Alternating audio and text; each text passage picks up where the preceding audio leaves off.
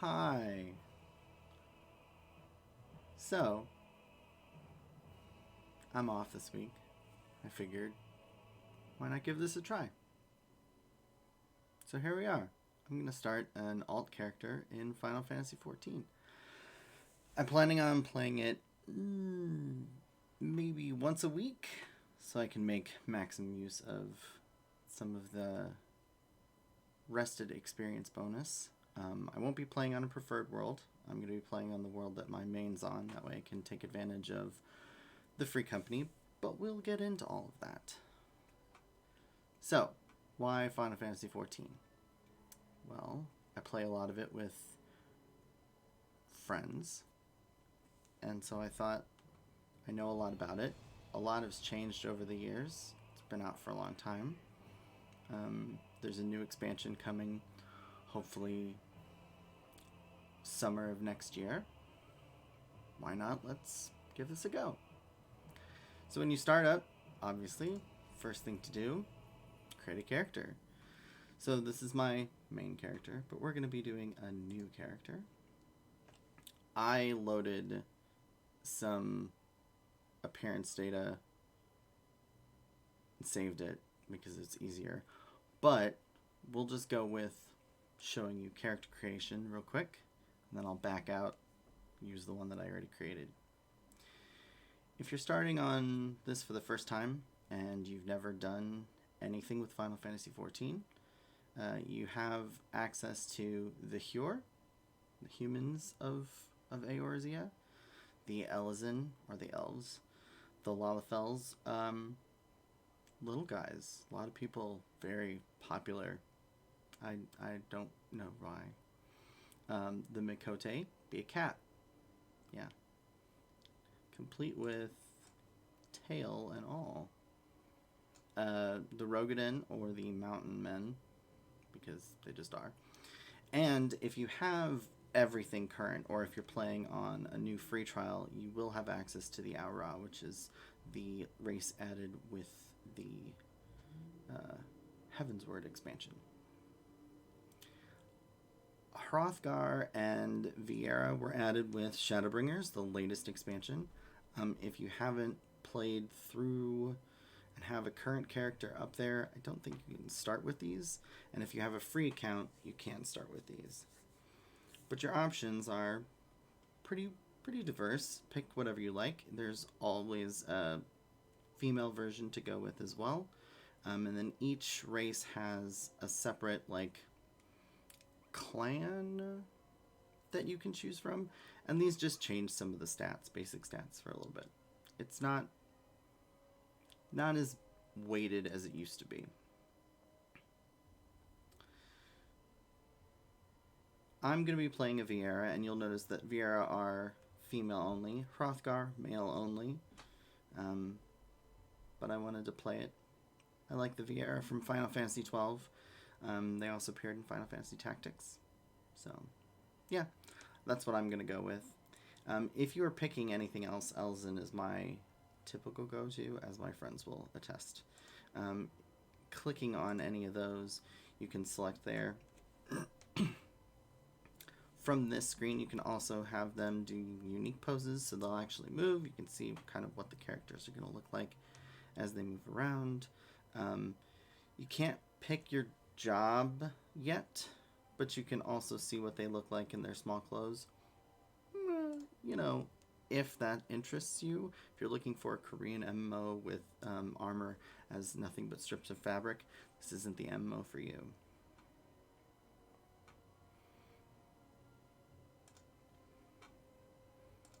Alright, we're going to go with the Viera. You can also, if you don't like this, if you want to get different lighting, you can change the environment.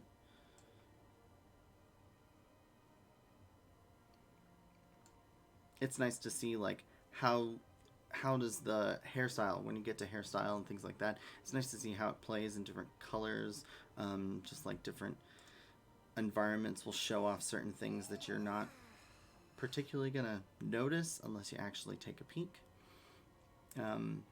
I prefer, when I'm building my characters, to have them in this environment. just because it's a little bit easier. The lighting's a little more even. I can see some of the things a little bit more clearly and go from there. So starting with this, you select a race, you select a sex if sex is an option, and then you hit confirm. Here's what I said when clan. So clan, you have a description over here, and then also these starting attributes. It used to be that you could actually change, or you could add skill points or attribute points to specific attributes as you leveled up. So if you wanted to min-max, there were races that were better for certain classes over others. They took that out. And yeah, if you want to min-max, you could go off of the skills, but the difference is so minimal that basically just pick whatever you like. Yeah, okay. We're just going to keep her standing.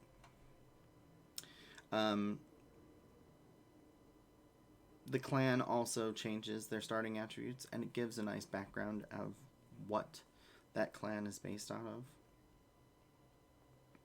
I picked Arava. And then from here, you have all the various things. So, height, bust size for females. These are 90% going to be the same. The only thing that might be a little different is any of the customizable options. For instance, your ears. So here, like, you can change and zoom in and zoom out with your scroll button. You can change the shape of the ears.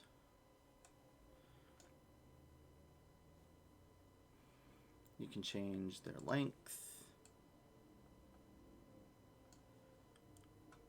And because they're an extension of your hair, you can change with hair color what they look like. And you can also add in highlights, which gives you a secondary undertone. So like for this, it'll add just like different colors to the tips, and you can see kind of in the hair itself, which is nice. So yeah, there's a lot of customization that can go on here. You can even customize eyes. So if you zoom in, you can change a different type of eyes. There's just a few presets. Same with all the other things. You can also change eye color and have odd eyes. So yeah, this is the part that takes kind of the longest. Are you going to be focused on looking at your character all the time? No. It's an MMO. You're not going to be looking at your character. Are you going to run into people that have the same look as you? I mean, maybe. I don't think I've never encountered another player that has anything more than like the same hairstyle, but the face shape is different, the voice is different, everything else is different. So if that's something you're worried about, I don't think you have to worry about it. The thing that's going to be the biggest thing, at least it was for me, is the voice. And this is where things get kind of annoying because you have to constantly kind of go through. Characters don't speak. They just kind of emote.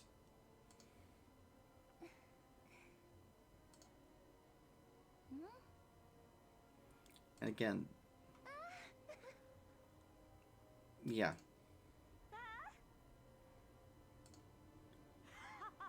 Pick whichever one you think is gonna best suit.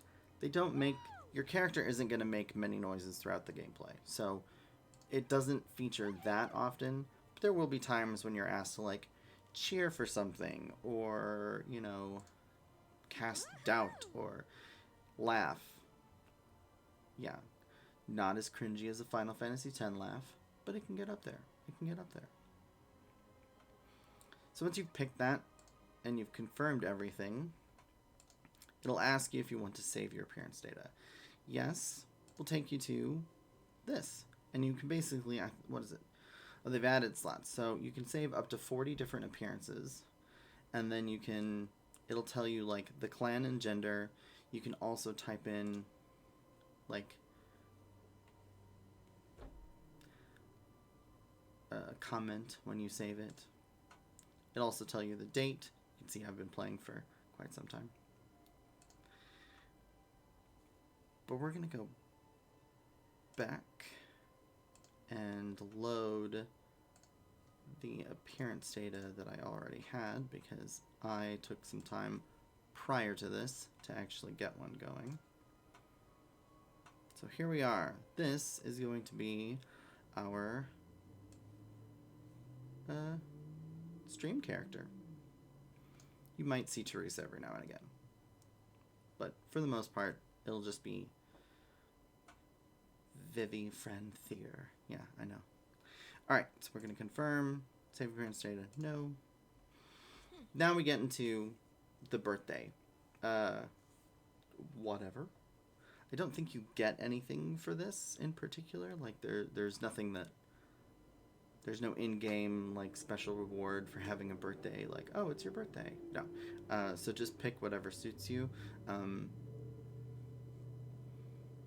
So, yeah. 12 months. So you can pick your own birthday. That's kind of cool.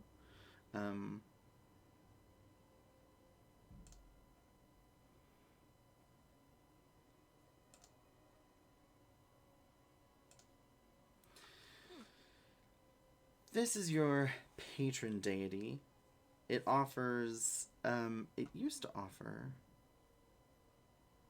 so each one of these used to offer like a slight bonus in like elemental resistance. They've completely gotten rid of that as well.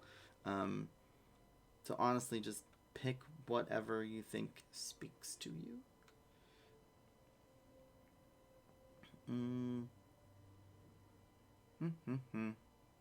Bronze Great Shield, symbol of 3 spears. Culinarian. An Ashen Staff. So, like, you can see a lot of these deities kind of go off of, like, a particular class that you could potentially choose. Like, this is, like, for thaumaturges. We've got the healing, you know, conjurer. I'm just going to stick with Halone. They didn't add a deity for the Viera, so there's nothing, like, canon for them. Now then, second most important thing you're going to do, your class. So again, with a free account, you can only pick from the base classes that were available, which are Gladiator, Pugilist, Marauder, Lancer, Archer. And then if you choose Disciple Magic, you've got Conjurer, Thaumaturge, or Arcanist. So let's walk through these. Again, typical MMO fare. So Gladiator. Gladiator is your sword and board, and you can actually switch over to job. Let's zoom out a little bit. So Gladiator, the way the game used to work is you'd level up to 30 in your class, and then level up 15 in a secondary class, and then that would unlock a job. So they have brought back the job system from other Final Fantasies. Gladiator becomes Paladin. Pretty self-explanatory. It is your sword and shield wielding. They have some healing and magical abilities as well, but that's more late in the rotation kind of thing as you learn. But yeah, they're one of the best tanks just overall in general. If you're looking for another tank, you have the Marauder. Marauder is a big axe-wielding guy, and they start in Limsa. So you'll notice like the starting location changes. So for Gladiators, Gladiators start in Ul'dah, which is kind of a deserty area. Marauders, however, start in Limsa. Limsa is the like seafaring pirate community. Little drink. Anyway. These are the 2 tank options. So if you want to be a pivotal part of any 4-man party for dungeons, tank is going to be much needed. It's also kind of on the lower side. Like, you don't have nearly as many tanks in the game, just because there aren't that many tanks in the game. Jobs, that is. So there's only 4 jobs total for tanks. 2 to start with, and 2 that you can unlock later on. I will be going with tank just because it'll be easier for me, and my other main is a healer. And, you know, healing presents its own issues. Speaking of healing, Conjurer is white mage. They start off in Gridania, which is, I mean, all the main cities are really beautiful, but Gridania is like a foresty nation, so it's kind of nice. It has a very interesting aesthetic. Arcanist is your other healer. Now, here's where things get a little bit problematic. Arcanist becomes 2 different jobs. You become either a scholar, which is the healing road, or a summoner, which is the DPS road. Unfortunately, until you get your job at level 30, Arcanist is considered a DPS job. So technically, while you could be going towards healing, you will have the unfortunate DPS queues until you reach level 30, which can kind of be a hindrance for some people. There are some longer queue times if you are in a DPS, which is unfortunate. Now on to the DPS. So you've got Pugilist, which becomes Monk. They fight with fists and feet. They jump around a lot. It's probably one of the more complicated DPS classes, just because you have to kind of juggle between switching different forms, doing some tasks, and positioning a little bit more. Lancer is, everybody loves Lancer just because it's Dragoon, and everybody loves Dragoon because Dragoon has really awesome armor. I mean, yeah, that's it. They have really cool armor. The problem with Dragoon is it's also based on positionals, so you have to know where to stand to do the max damage, and sometimes they have like jumping animations, like you disengage and you fall off a cliff, which is not great in certain trials. Yeah. So again, you have to pay attention to what you're doing. Archer, oddly, becomes Bard, and when you can actually see there's some strings here. So they are DPS and support, which is an interesting combo. Yeah, I haven't played much Bard. Maybe I'll play more Bard. And lastly, you've got Thaumaturge, which is Black Mage, which is my absolute favorite. For a variety of reasons. I just like Black Mage. So the Black Mage will use fire, blizzard, and lightning magic to do massive amounts of damage. And that is their sole purpose. So DPS wise, they are very squishy, but also do quite a lot of damage. Arcanists, they actually are a DPS. When they go the summoner route, they will summon little, I guess, allies? I'm sure everyone's kind of seen, like, the little carbuncles that run around, carbuncle plushies. Like, that's what you start with, and then as you get further along in the job, you learn to summon, like, primals, which are Ifrit and Garuda and Titan. And, yeah, it's a cool class. They are not as heavy on outright damage and a lot more heavy on like dots, damage over time. So if you're looking for more of casting a bunch of dots, doing a lot of damage over time, and having an extra ally to fight with you, it's actually really nice to have. So like eventually you'll get your chocobo. You can summon your chocobo. As a summoner, you'll also have your pet. So you basically have 3 damage dealers attacking enemies. Your little party in your own right. So that's nice. Not for everyone. Conjurer is probably the best healer, just in general. It's very simple rotation, very simple damage. Um, None of these classes are, I guess, bad. It's all just a matter of preference. If you're looking for a challenge, Pugilist is going to be right up your alley.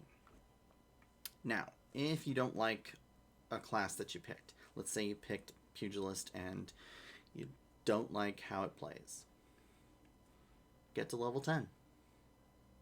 The nice thing about Final Fantasy XIV, and one of the things that makes it so popular, is you don't need to roll an alt character. Once you reach level 10 in anything, at least your first class, it unlocks all the other classes. That includes all the gathering classes, all the crafting classes, and indeed all of the fighting classes. So if you don't like Pugilist, fine. Play it to level 10. Once you're at level 10, switch. Maybe you pick up Gladiator. Maybe you like tanking. I found that tanking for me was, I was like, oh god, I'm not going to be a good tank. I don't like tanking at all. And then I played a little bit of tanking, and I was like, oh, this isn't actually, it's not that bad. Everybody was like, oh, tanking's terrible. It's really not. Once you know your role, it's really not that hard.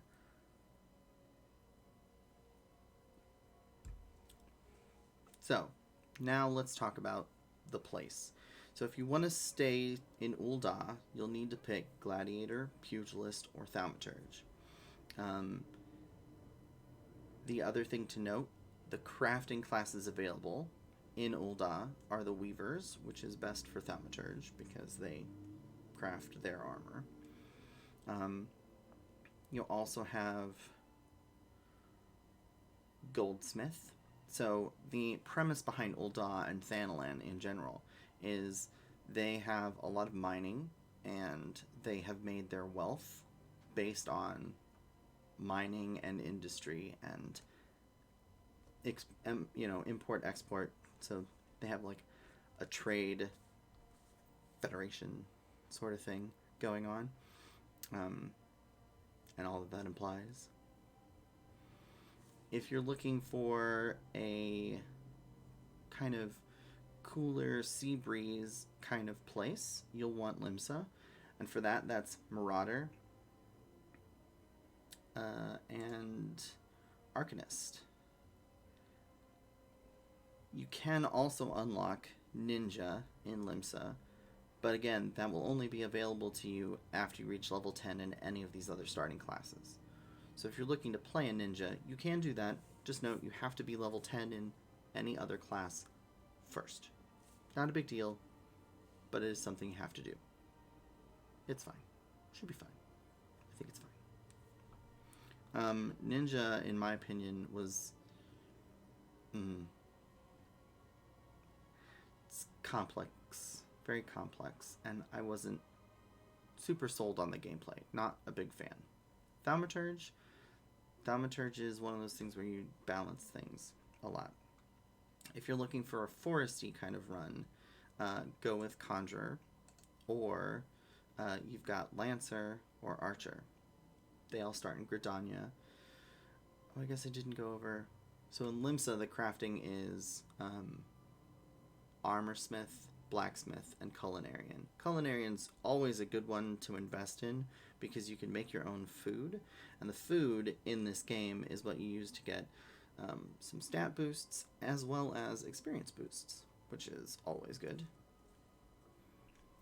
And then in Gridania, you'll have access to Carpentry, obviously, wooded area, Carpenter, and Leatherworker. Gridania, on the whole, is based off of, like, being cognizant of nature and how you actually interact with the world around you. So they focus on sustainability in their crafting and gathering practices.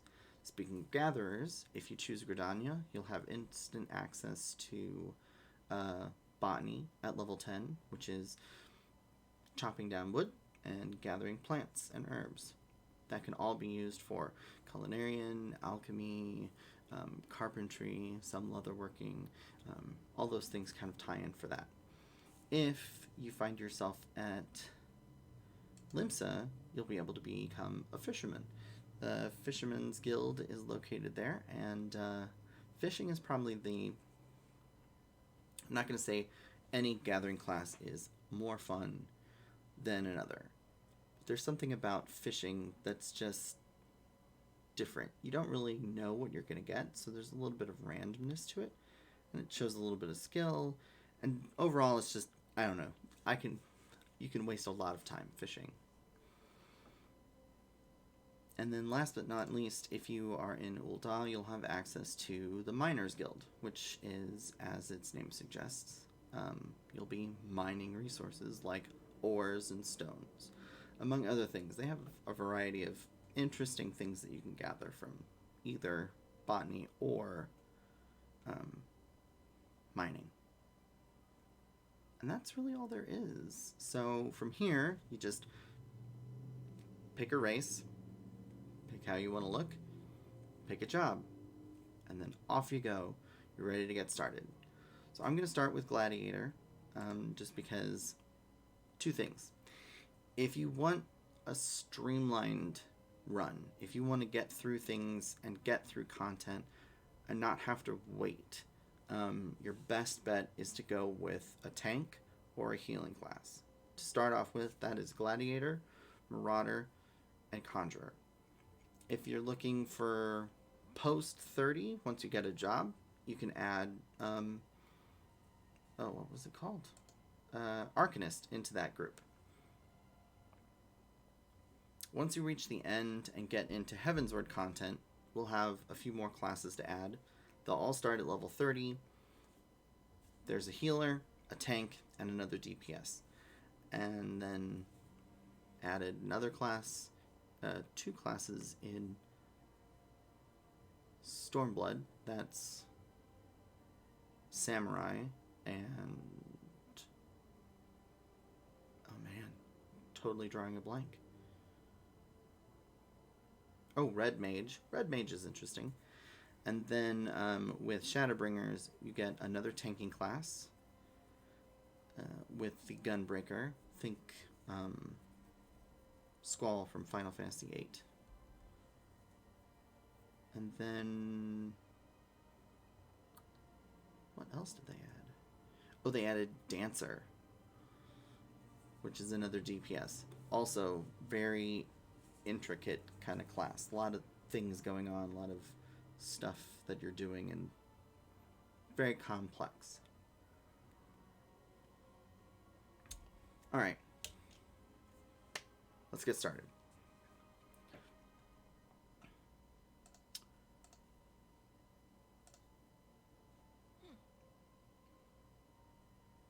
I don't want Zolera.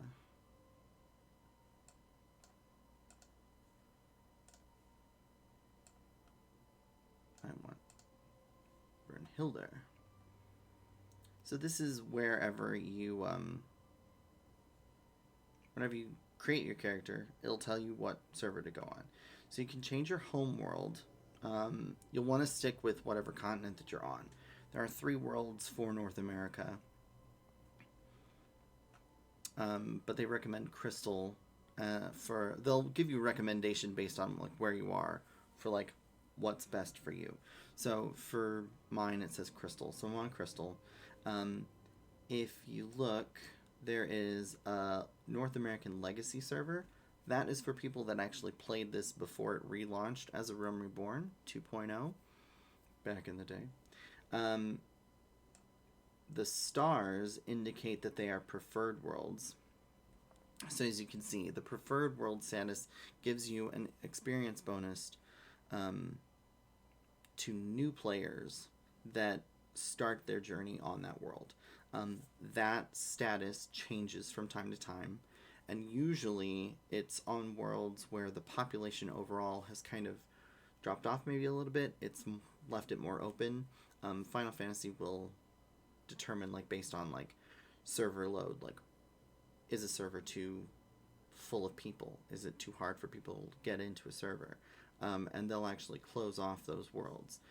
If you ever get to a world and they're grayed out like this and say NA, just like this, so like it would be Marboil, but it would be Marbler, I can talk. It's this, but grayed out like it says down here in Balmond. That means it's not available. It's not taking on new player characters. But as long as it's highlighted white, you're ready to go. If you have, like me, I'm rolling an alt, you can see, like, it tells you, oh, you've got 2 other characters on that server. I think there is a maximum. I think. I don't remember.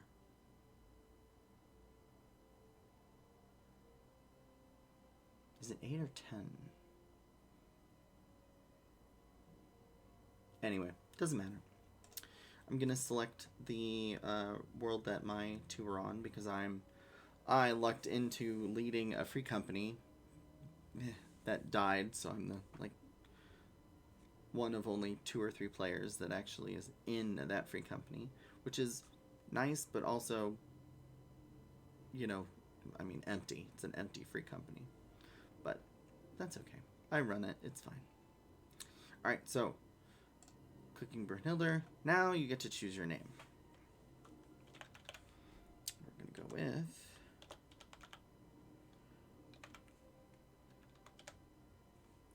Vivi Frenthier. It's, topical because Vivi is my favorite Final Fantasy character.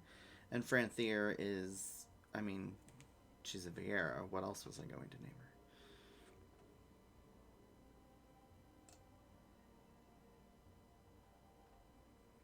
So now it's going to check and see if that name is available. And it is. Begin a new game with this character? Yes. And thus, the journey begins.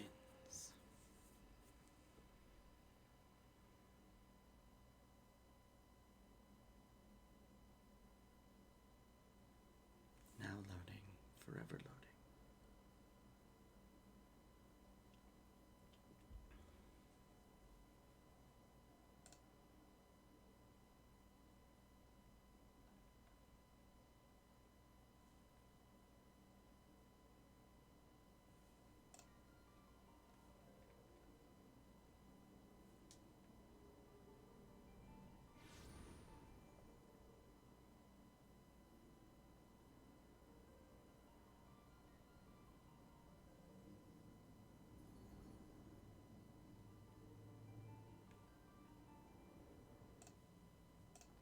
Here.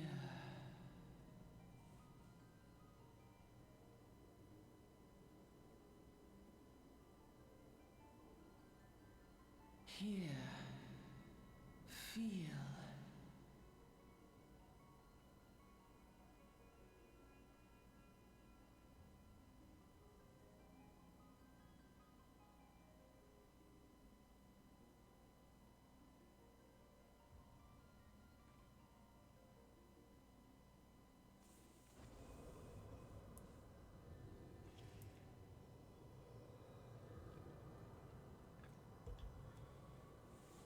Enter the bad guy. Hear. Feel. Think.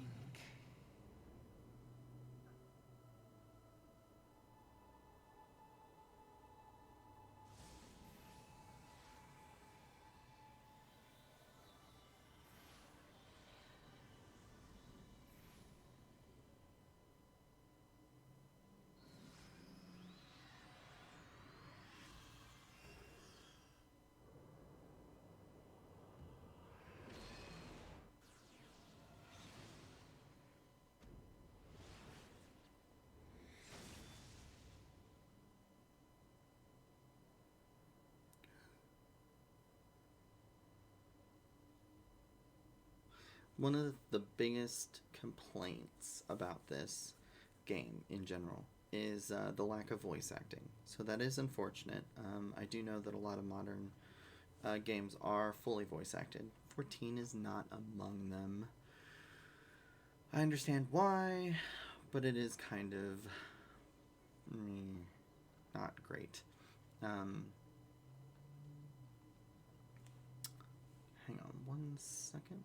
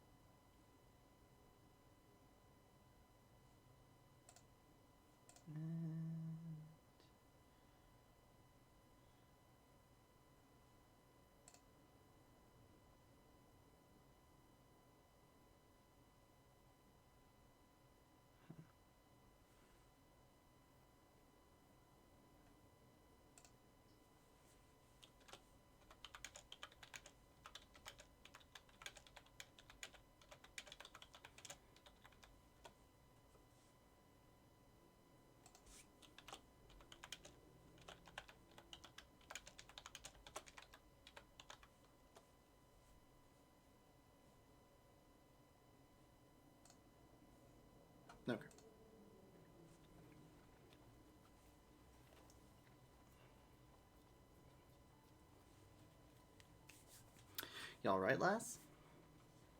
Oh, this guy. You were moaning something fierce for a while there. Feeling the effects of aether, I reckon. You'll get used to it, though. Don't worry.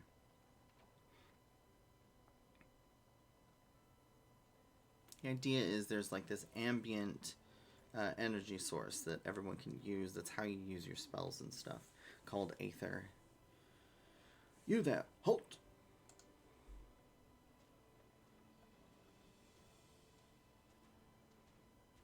What's all this about? Inspection, men. Search the carriage.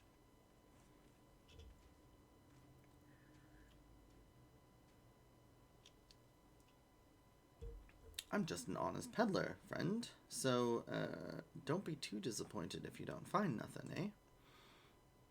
Mind your tongue, old man, lest I cut it out. Such friendly people.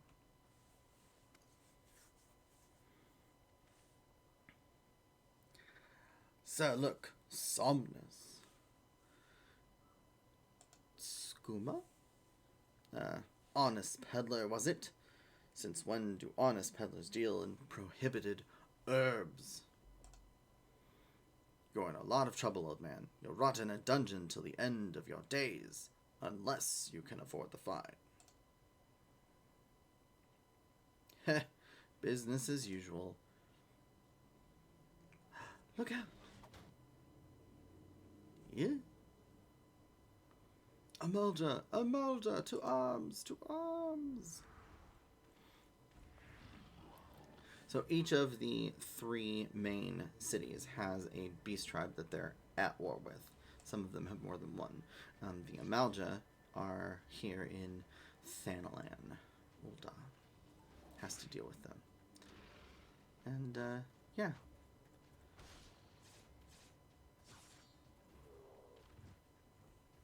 Lizards. We're smiling a second ago and there's like, serious face. Whew. That kind of excitement ain't good for the heart. You be careful around them brass braid. Wow. There it is, folks. Brass blades, lass.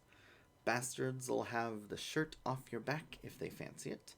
Like common bandits, they are, only less honest. Why do you do business here? Anyway. Thank the gods for sending some beastmen to the rescue, eh? Hey, seeing as we still got a long ride ahead, you mind keeping me company till we arrive? Them youngins don't care for conversation, see?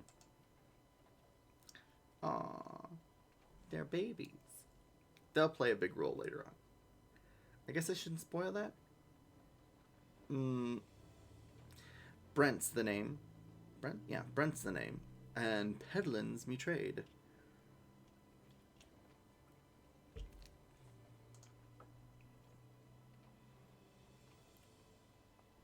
Judging by your unusual garments, I'd wager you're one of them new adventurers. Yeah. I knew it. Going wherever the wind blows, seeking fortune and glory. Now that's what I call living. So long as you can avoid dying, I mean. Ain't no secret that adventuring's a risky business, these days especially. What was it that first attracted you to it? Nothing you say here really matters. To gain power. That's a good one. To win glory. Always good. To amass a fortune. I mean, you know, maybe? Or ... I'm going to go with glory.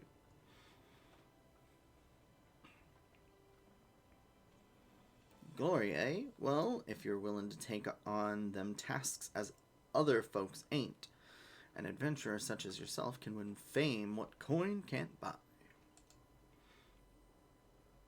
When you arrive in town, you'll want to report to the Adventurers Guild. That's true for every single town. And this scene actually plays out no matter what city you start in. Slight variations here and there. If you go to Limsa, you're on a boat. If you're in Gridania, you'll be on a similar carriage. You can find out everything you need to know about the adventure and business in there. Just remember, though, there's more important things than fortune and glory, such as breathing. Ain't no profit in being dead, and that's a fact. By the by, is this your first trip to Ul'dah? I'm gonna say no. But no, I'm gonna say yes, because it is mine, but it's not yours. So, yes. It is? Well then, let's let this journeyed itinerant tell you the ins and outs of your destination. Uldah's ruled by the Sultanate in name, but as most folks know, the Syndicate holds all the real power. Trade Federation. Them and their monetarist cronies would happily get rid of Her Grace altogether, but that won't happen while she still commands the loyalty of the Royalists, and the Royalists are nothing if not loyal. These factions have long fought over power, throwing their weight of their wealth against each other, and they show no signs of stopping. Of course, the Lizardmen, that's the Amalja, couldn't care less about Ul'dah politics. They have their own interests, see, and they ain't afraid to use force to serve them. They say war is a gift to peddlers. Need, breed, and profit, and though it shames me to say it, I'm inclined to agree. Ah, at long last, behold, Ul'dah, jewel of Thanalan, where folk turn sand into gold.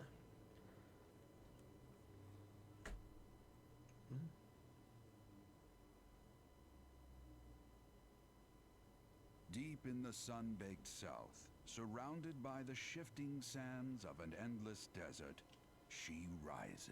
A solitary rose amidst the dust and rock, a symbol of defiance. Her name, Ul'dah.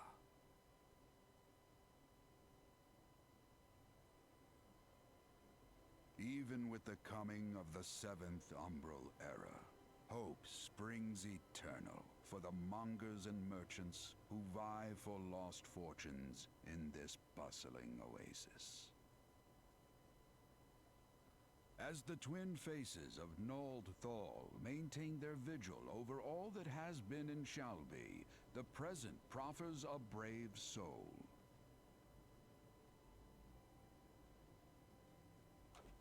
That's me.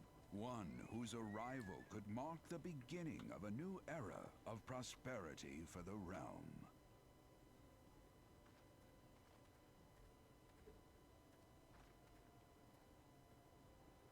And here's where we part ways, lass. I'm off to the markets to deliver me wares. Then it's off to the high road for me. Here, I want you to have this, by way of thanks for putting up with me prattle.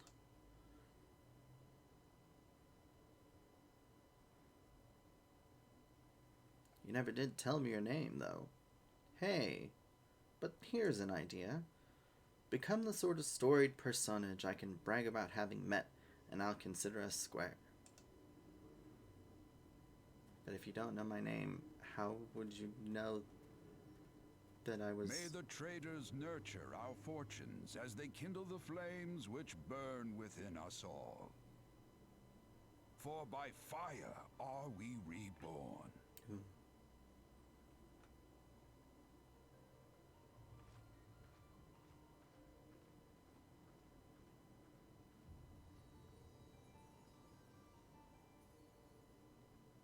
Yay! Title card.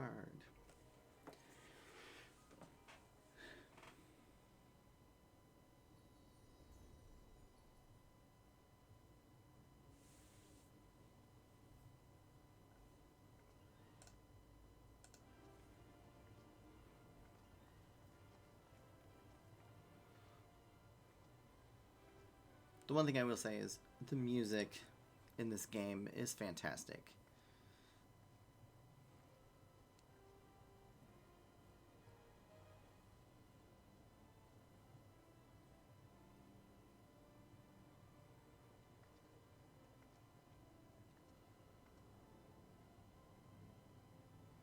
Oi, venture, over here.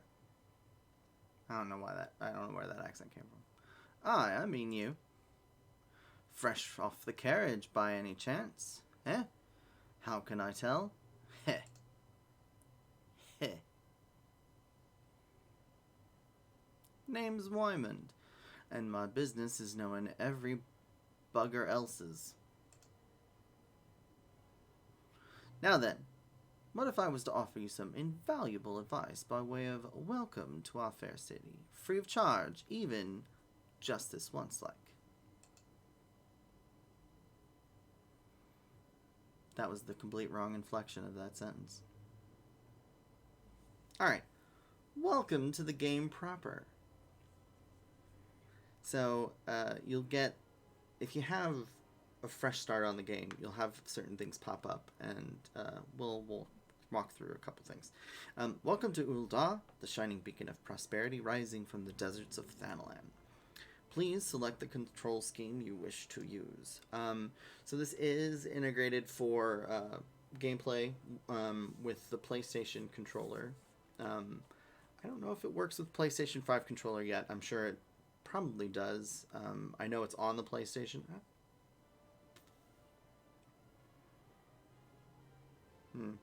But I'm playing on PC, so I'm going to go mouse and keyboard. It's easier. And then it pops up with these.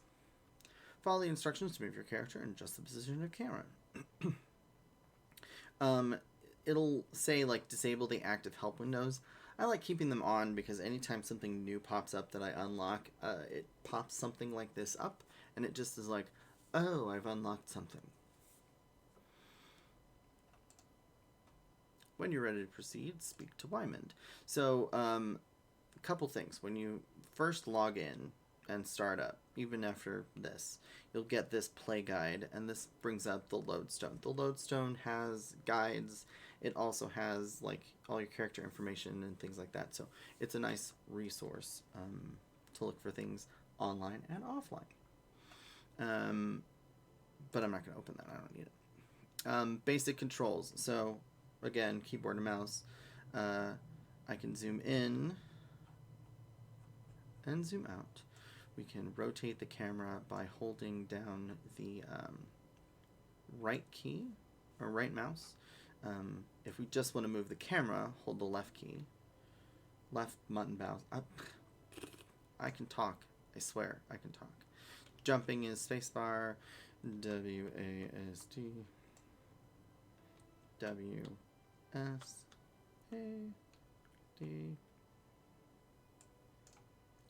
Pressing both makes you go forward. And then he'll be like, hey, don't go away. I wasn't. Couple things to note. This little green guy right here, this means I'm a new player. It lets everyone know that I'm a new player.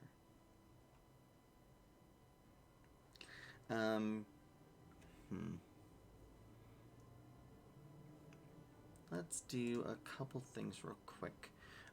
Over here in the layout down here, you'll have the system, and you can actually go through and change some of your system and character configurations. I want to do this because that's not it. It's the no, not system. I just was in that. Character configurations. What do I want? Okay. And we want this. It's going to be like my own name is always displayed. I have my full name present. Companions, just say when targeted. HP bar set, whatever. Pet names, we'll just say when targeted. It keeps the clutter down. As far as others go, party members, we'll just do initials. Shrinks it down, makes it easier to click on things. Titles, we'll see if it gets to be a problem. I'll just knock that off. Alliance members, we'll do initials. Other PCs are initials. Friends, we'll also do initials. far as NPCs, so untagged enemies, NPCs, objects, minions. So minions, we're just going to say when targeted. Housing furniture, when targeted. Gardens, when targeted.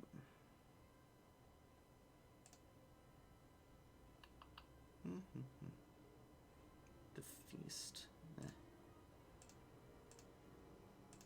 Not something I'm going to be doing.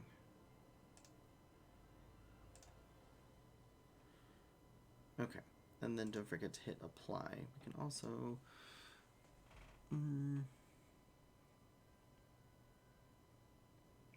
I like to do this cutscene skipping on previously viewed scenarios.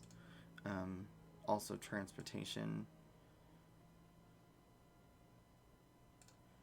Just because it adds, it's nice to see it the first time through, but once you see it, especially dungeons, it's like the opening sequence to dungeons it's like, okay, let's move on.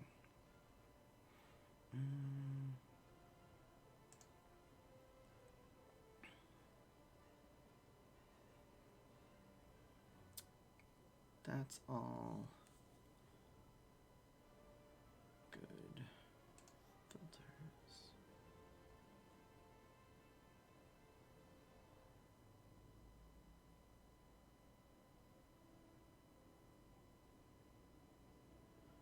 Character. So I have display the headgear. You can also change that in the actual character thing, so I'll leave it there. So these battle effects, as you get further along, especially in like 24-man raids, if you're showing everything, it gets to be a little crazy. I like to see mine. I don't really care about others. In party, I'm going to go show limited. It's nice to see some of the effects, but it can be a little overwhelming at times, so I'll just deal with that. Mouse, that's all fine. Items, so inventory interface, I want the expanded interface. So the reason is when you click on this, it gives you just like a tiny little box. If you have the expanded, it does 2 of them, and it makes it easier switching back and forth. Retainers, which are your bank, do the same thing.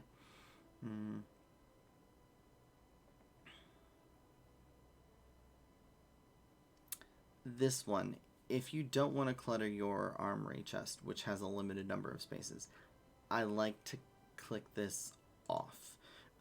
That way it just goes into your inventory. Then you can choose what you're going to pick up. A lot of the stuff you're probably going to either sell, it won't be useful, you can break down with desynthesis, etc., etc. We'll get into all that. I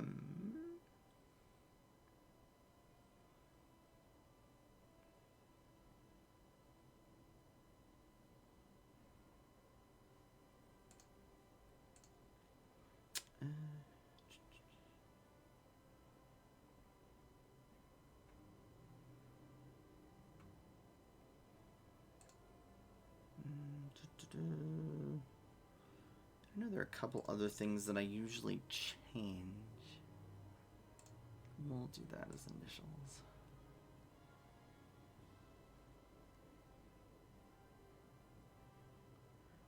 That's normal.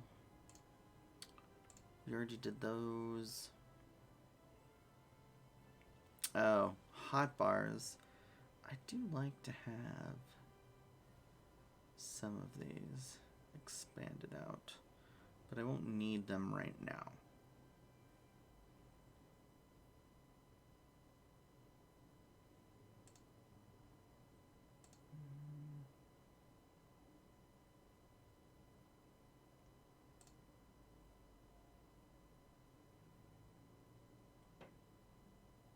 Sorry, this stuff is not entertaining. But yeah.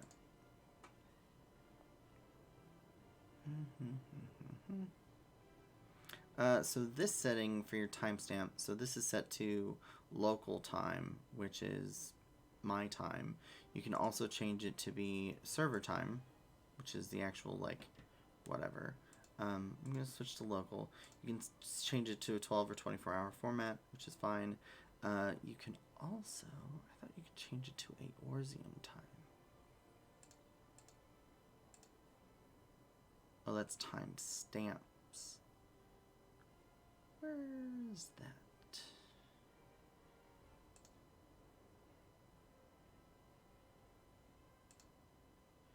Notification sounds. Bleh.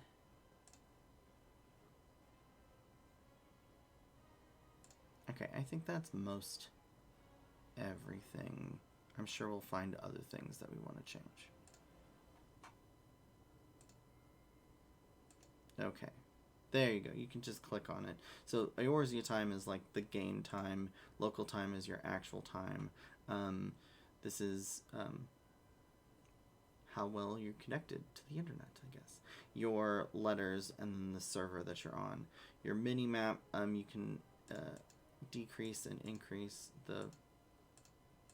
Oh, I didn't realize you could go that far. I keep it pretty far out just because it's not always easy to see.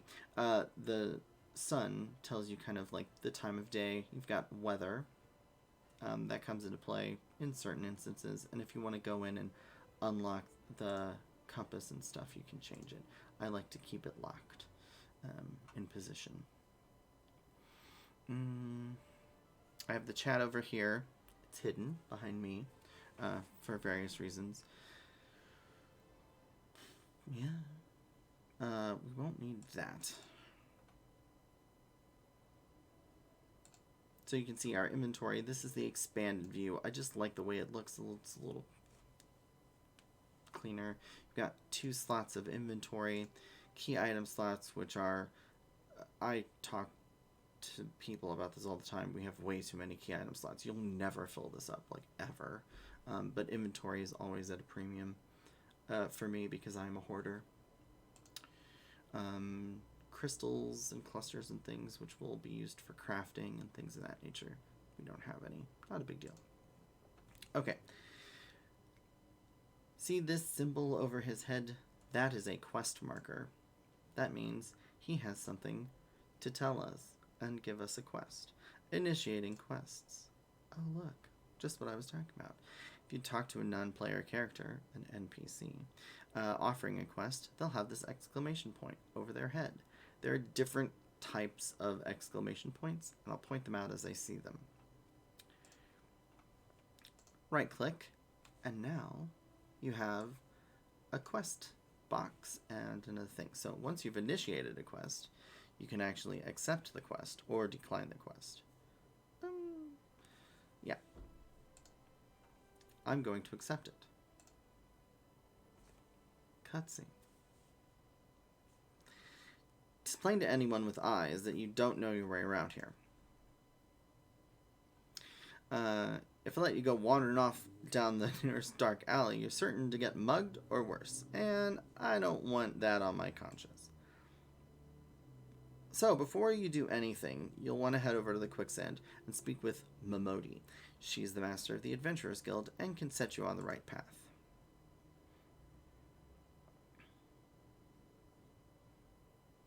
Just take those steps over yonder and pass through the double doors. You'll find her inside. And that's as much as you're getting for free. Good luck with the adventuring, adventurer. Wyman will pop up every now and again. You have begun a quest. Use the duty list to help you complete your task. So, the duty list over here, off to the side. A maximum of 5 quests can be displayed. There are some of these tooltips that have actually multiple pages. You can click on it here. Checking the title will open the quest in your journal, allowing you to review the objectives. So if I wanted to, like, this is, the green check mark means it's ready to turn in. We just have to turn it in. Oh, you'll be fine.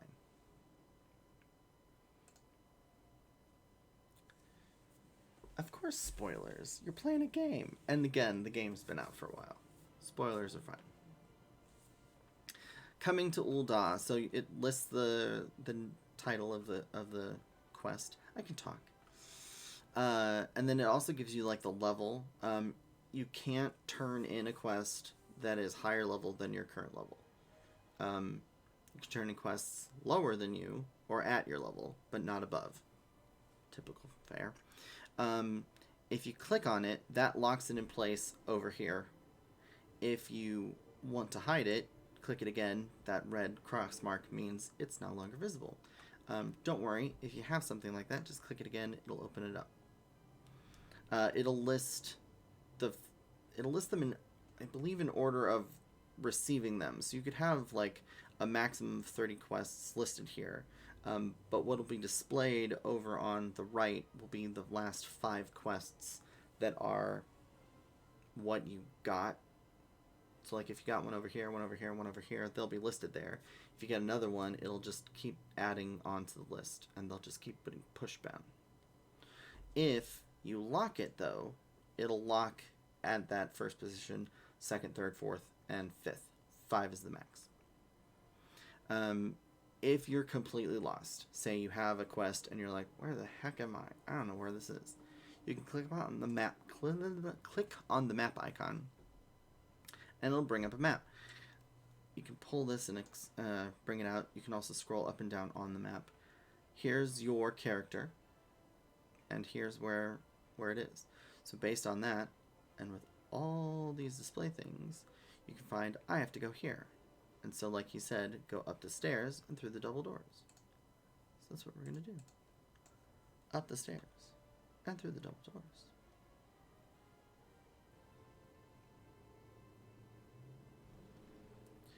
Welcome to the Quicksand. This is the Adventurers Guild. And over here is Mistress Momodi. So, complete a quest by right-clicking on an NPC with the checkmark displayed over their head. If you're too far, it might be like you're too far away.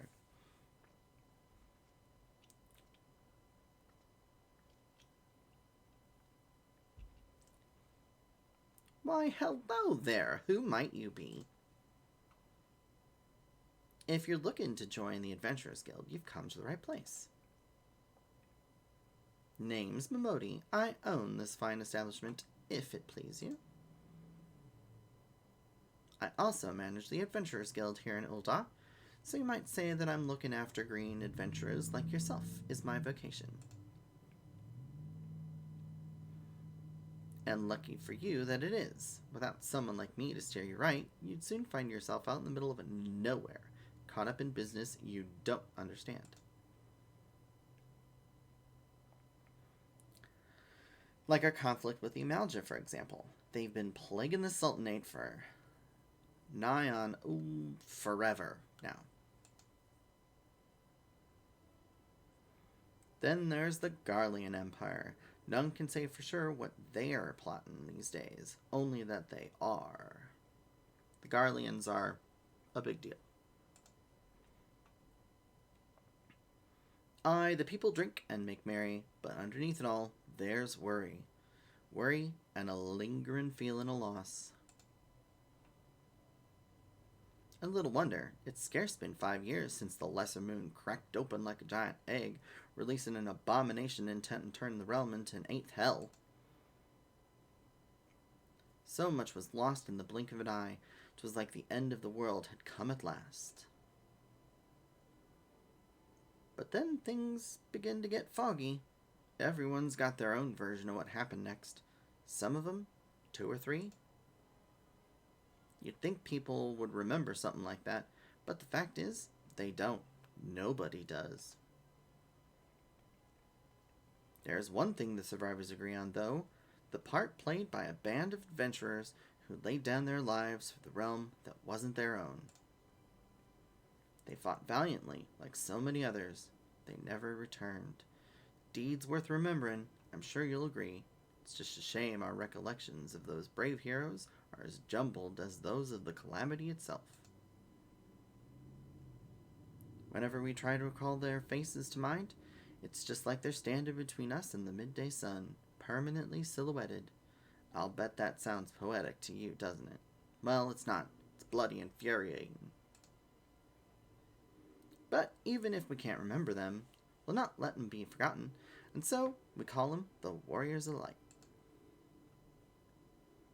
And they'll forever stand as a shining example of what adventurers can achieve. That's why I welcome new arrivals like yourself to our fair city.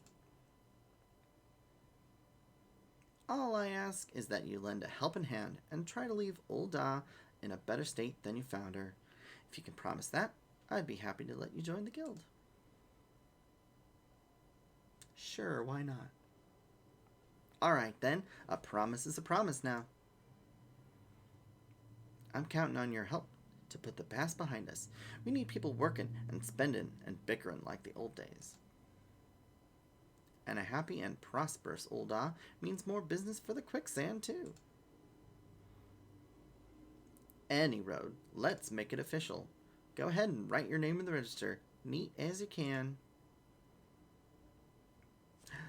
Cha-cha-cha.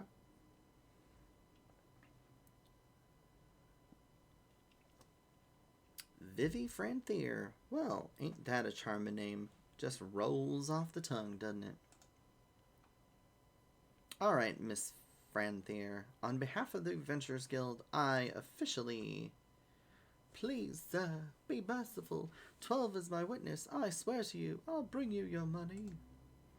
In the East, it is said that even a merciful god might be driven to vengeance if thrice blasphemed.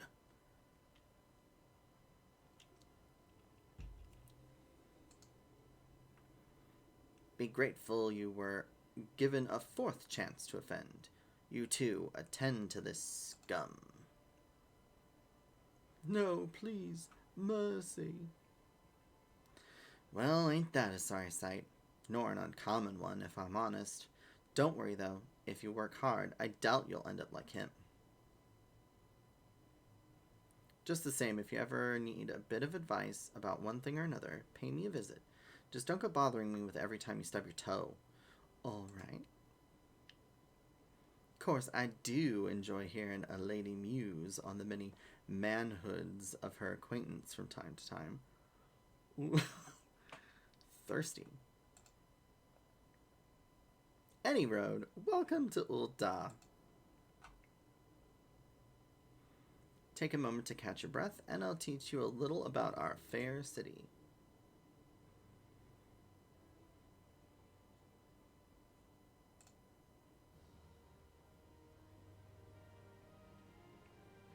This concludes the introductory game tutorial. Not much of a tutorial, but yeah. You've taken the first step as an adventurer in the city of Old Da. Listen well to the wisdom of Modi, then go forth and discover the incredible adventures that await you. And I leveled up. Yay! So one thing I will say, they have, the developers have kind of streamlined the main scenario quest in order to get you through the 5.0 story faster than it used to be. So if you're really focused, you can get through it in, I want to say about, I've seen several other YouTubers and streamers do it in like between 10 and 14 hours. I will not be doing that because I'm slow. And I've got things to explain. So here they talk about the main scenario quest.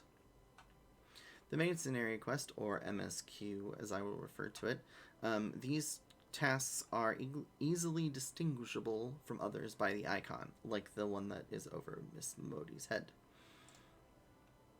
Quests using this icon, so the blue question mark, or the blue exclamation point with a plus, this icon indicates a task or series of tasks tied to a new duty or feature that you have yet to unlock.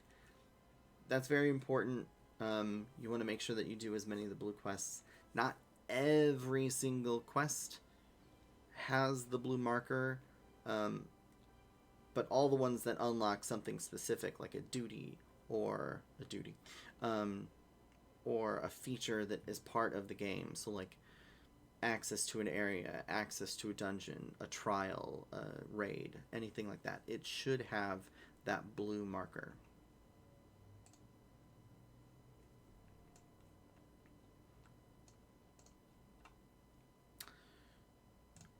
our first main scenario quest. Before you go charging off to find your fortune, I have a few basic tasks I'd like you to perform so as to help you get to know the place. First of all, I want you to visit the Aetheryte Plaza. To get there, head west from here to reach the Emerald Avenue, then look to the north. You should see a giant floating crystal called an Aetheryte. If it weren't for Aetherites, traveling around Eorzea would be a damn sight more troublesome than it is. Of course, you still need to attune to them before you can use them. So be sure to do that whenever you see one in the be sure to do that with the one in the plaza and every single one you see. You ever attuned with an Aetherite before? If not, just lay your hand on the thing and you'll see what I mean. When you've done that, I want you to pay a visit to the Gladiators Guild over at the Colosseum. Assuming that sort ain't just for show, you might consider training there. And finally, I want you to visit the Sapphire Avenue Exchange over on the steps of Thal. Goods from all across Eorzea and beyond turn up there every day. You'll have no trouble finding armor, weapons, and anything else a fledgling adventurer like yourself might need. You might say that's everything for sale. You might say that everything's for sale here in Ul'dah, as long as you've got the guild. Just make sure you don't pay more than you ought, Vivi. Key problem. There's plenty as won't scruple to swindle unsuspecting foreigners like yourself, specifically if they think no one's looking out for their best interests. Which is why I'm giving you this letter. When you visit the exchange, find a gentleman named... I'm not going to be great at pronouncing these names. Cesaroga. And give it to him. He'll be happy to tell you about the markets once he's read it. In short, then, visit the Aetheryte Plaza, the Gladiators Guild, and the Sapphire Avenue Exchange. Simple. Oh, but before you go, a word of advice. While there's more than a few unsavory characters out there who try to take advantage of you, there are also some with honest-to-goodness problems who you should consider offering a helping hand to. A lot of folk are lured to the city with the promise of wealth and power. What many of them fail to realize is that instead of chasing after a guild the moment they get here, they ought to be making friends. Let it be known that you're willing to give as much as you get, and opportunities will come your way. Speaking of which, you should speak with the smith over yonder. Those lads always have some good advice for up-and-coming adventurers. Otherwise, that's about it for me. It's past time you get going. Oh, and let me know when you finish, will you? That way I won't spend my days worrying that you're down in your that you're down to your small clothes without a guild to your name. Oh, hello.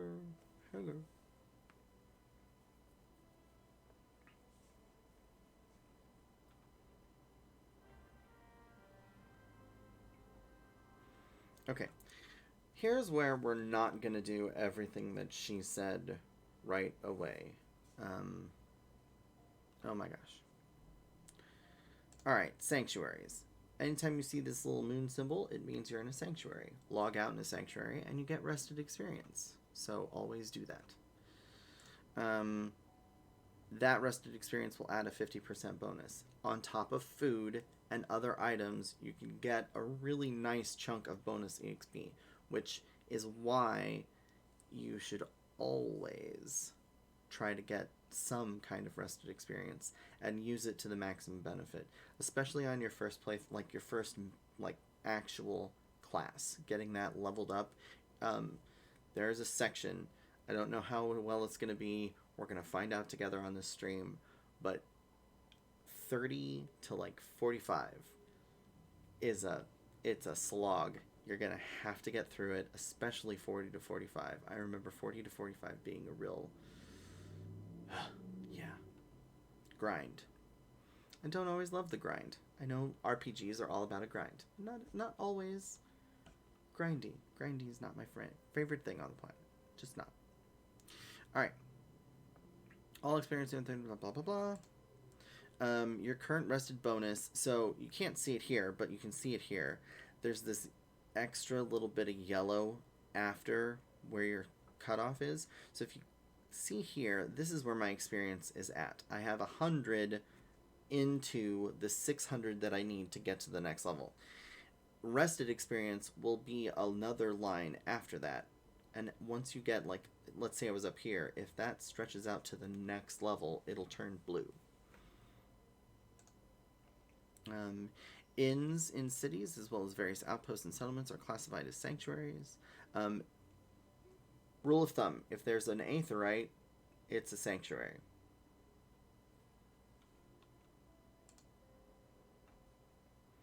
Alright, main menu. Lot of stuff to go over here. So the main menu grants you quick access to everything. If you wish to customize your settings, that is also on the main menu, right here. We already did that. Sorry, I jumped the gun.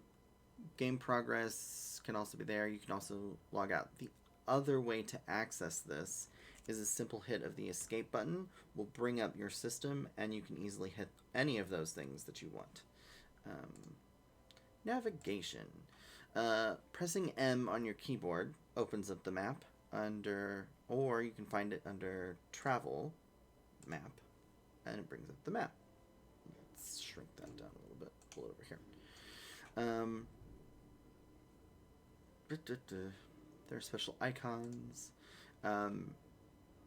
The location of quest objectives can also be confirmed by clicking the objective in the duty list. So, like, if you're looking at this. So, let's talk about the map a little bit. From here, there's a couple things I can see. First and foremost, that is one of these duties. And you can click here, and it will focus on whatever that assignment is. If you click back into the map,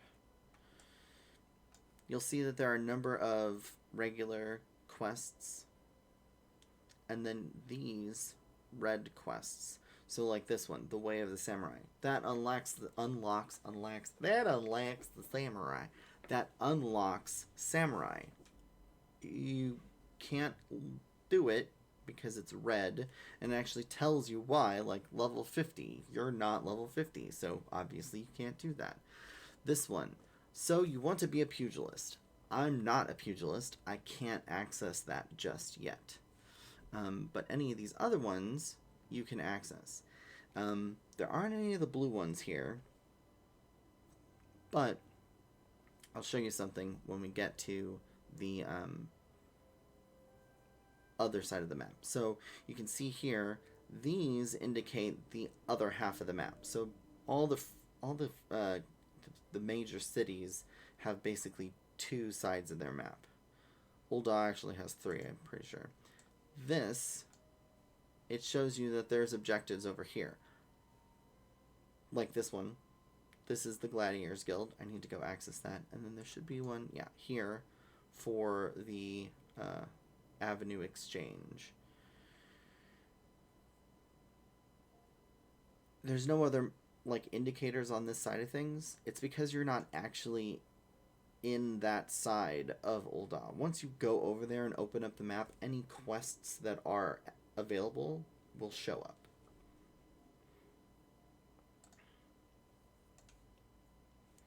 Okay. Let's leave. And so we're supposed to go to the Aetheryte Plaza, which is off in this direction. However, I noticed there's this. Hey, look, an Aetheryte shard. What do we do with that? If you click on it, you'll begin attuning to it. In the city, this is fast travel within the city. You have to access every single one of these. So now you have access to the Aethernet. Quick travel through the city can be achieved by simply placing your hand on the Aethernet shard. Aethernets are only for inner city travel, so you can only use them in this city. They won't let you go anywhere else. Now, if you right-click on it again, it'll select a destination. You don't have anything else active, so you can't travel yet. So let's go and activate the big aetheryte. As you can see, running animation, little slow. They have this sprint, which, oh, I need to change that key setting. That's one thing. Keybind, we want to change hotbar.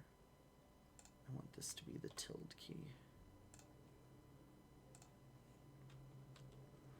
Sprint lets you run. Unfortunately, it's only for a few seconds, but it gets us to where we're going.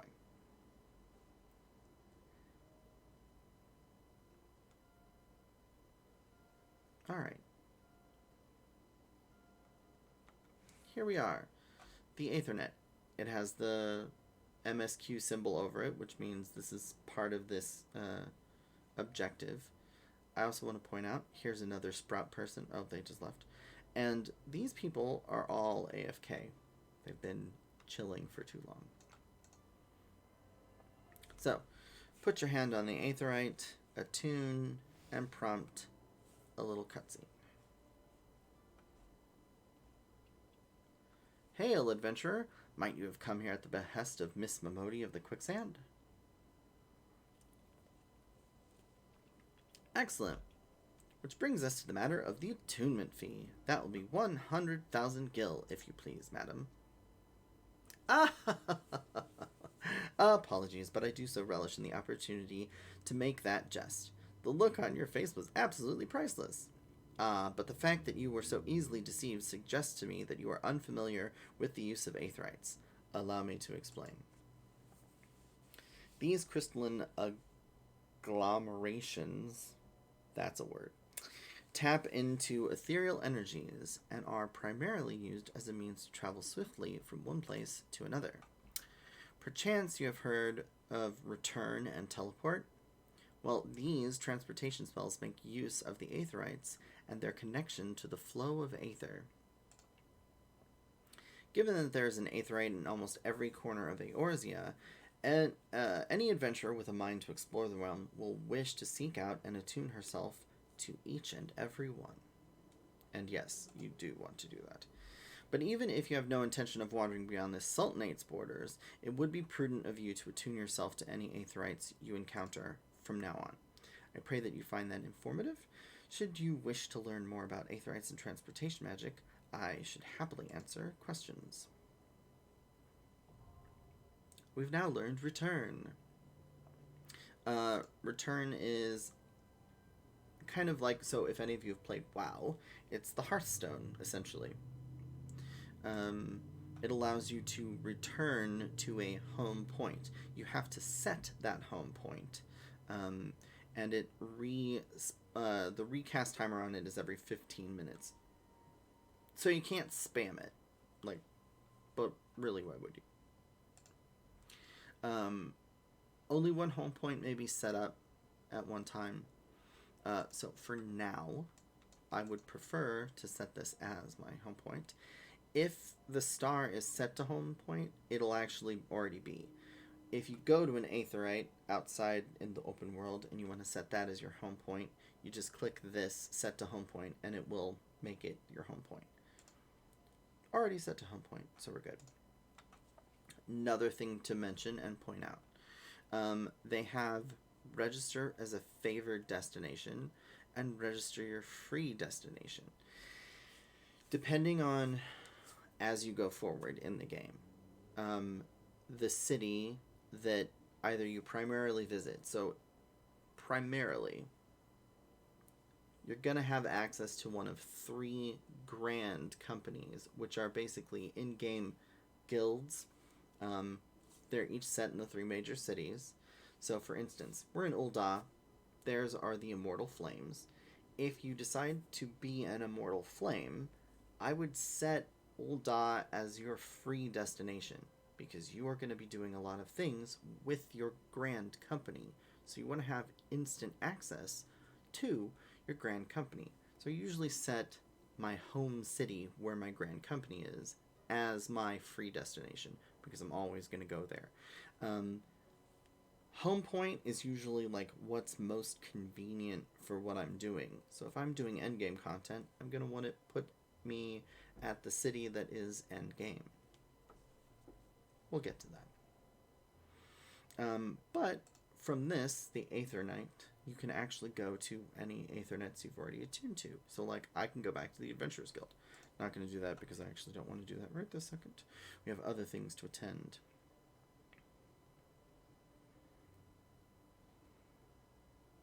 Now, I passed by a quest.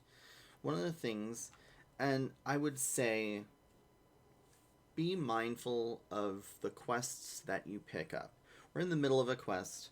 It's fine to have multiple quests going at once. You don't want to snap up everything at once. Mostly because there are certain quests that aren't going to be beneficial. So, we already spoke to Wymond. Here he is again. Let's speak to him again. So, due diligence. Wymond would like to know what you think of Ul'dah. It gives you 50 experience and 103 gil. Why? This isn't worth it. It's not worthwhile. 50 experience is nothing. 103 gil is also nothing. I'm not going to pick this up. It doesn't offer me any real reward for doing it. It's a waste of time. So we're going to move on. There's another quest over here somewhere. Jaja Kuta. Now, tougher than leather. Jaja Kuta, the merchant, is visibly perturbed and in need of assistance.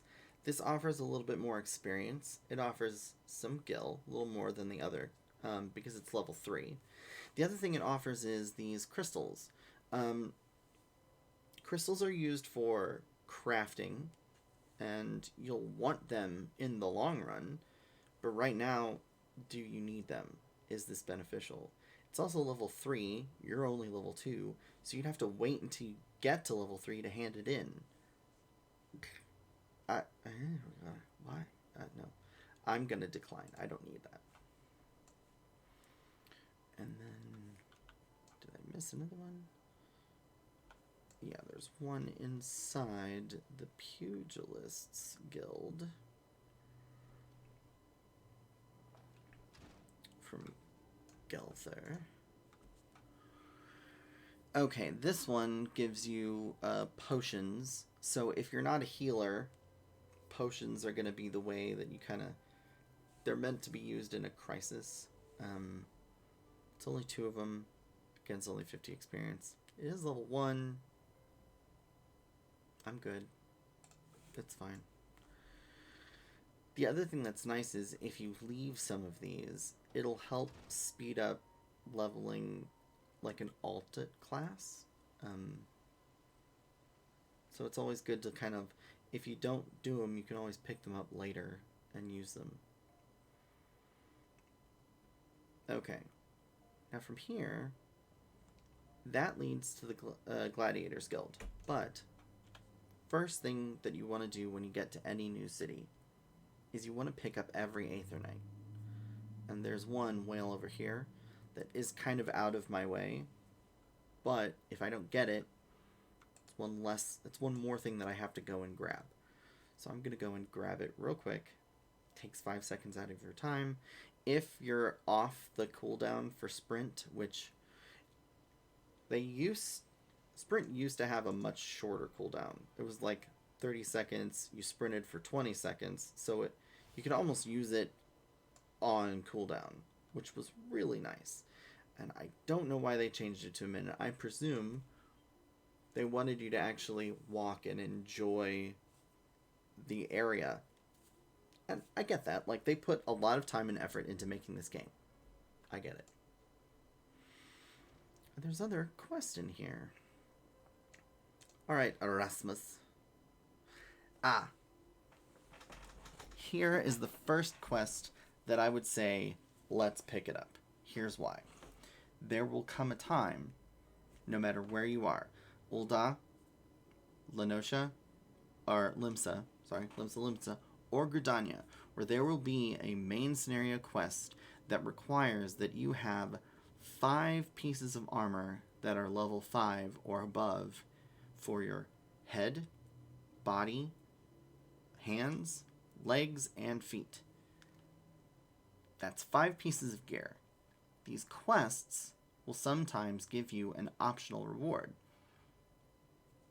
You need to do these, otherwise you'll have to go buy the gear. It's a waste of gil, especially up front when you only have, like, I have 103. That's from the one quest I turned in. I don't have the gil to be wasting on something that they're going to give me just for completing a quest.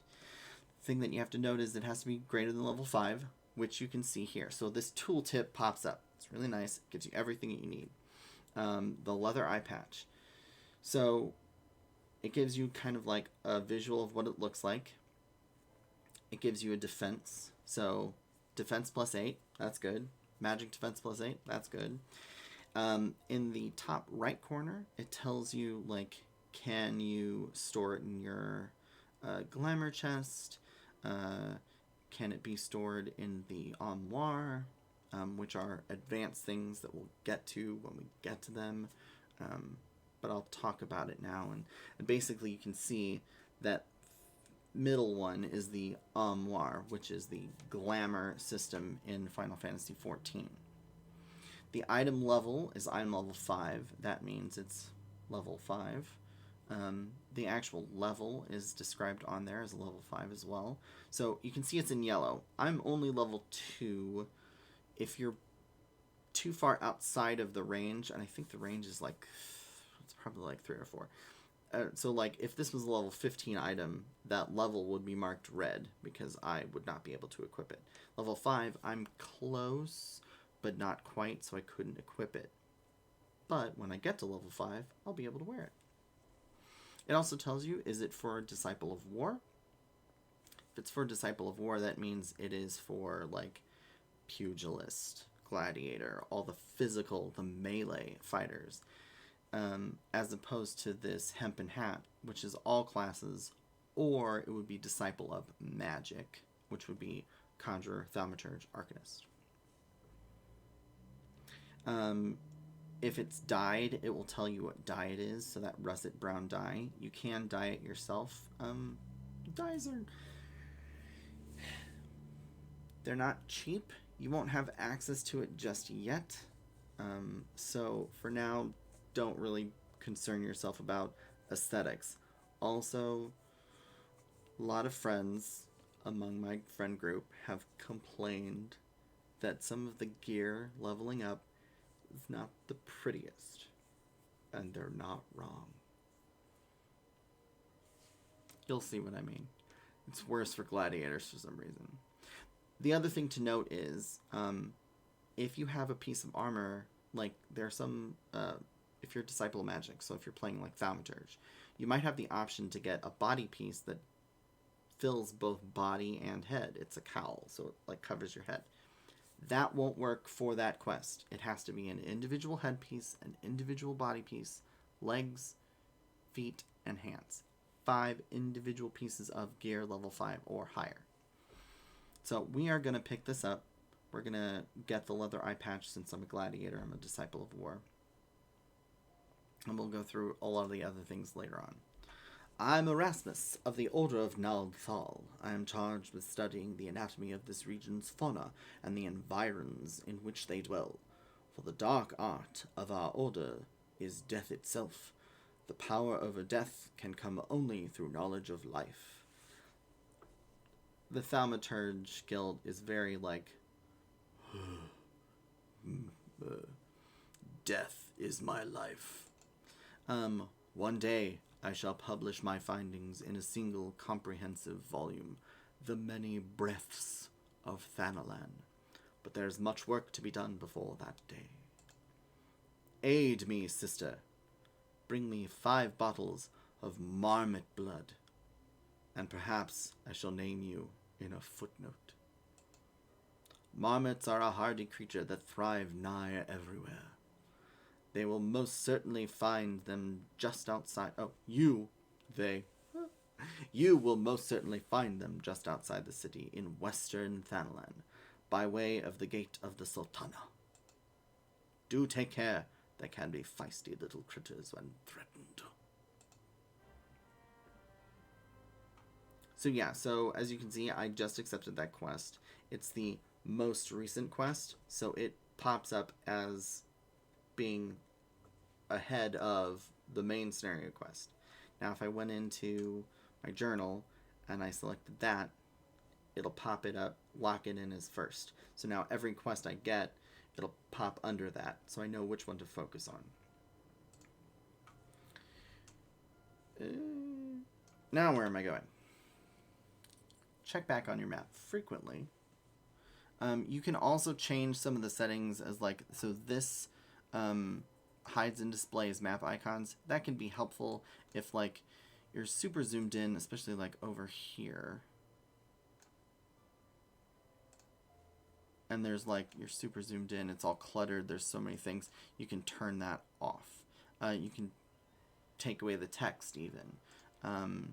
You can lock it in place, which locks it to where it's in this position. You can't move it. The other thing I like is the transparency. So this is something that you can set in your settings.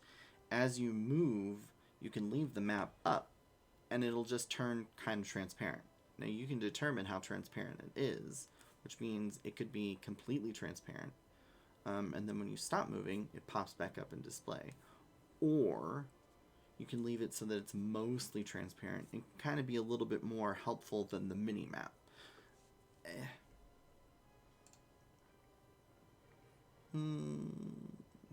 Everything's back on. And then you can also adjust the thing with this, but I just use my scroll on my mouse. It's easier. So, we looked at these 3 quests, found that they were not to our liking. So now we're going to move on. I'm actually going to leave this place, and we're going to go to the Gladiator Guild.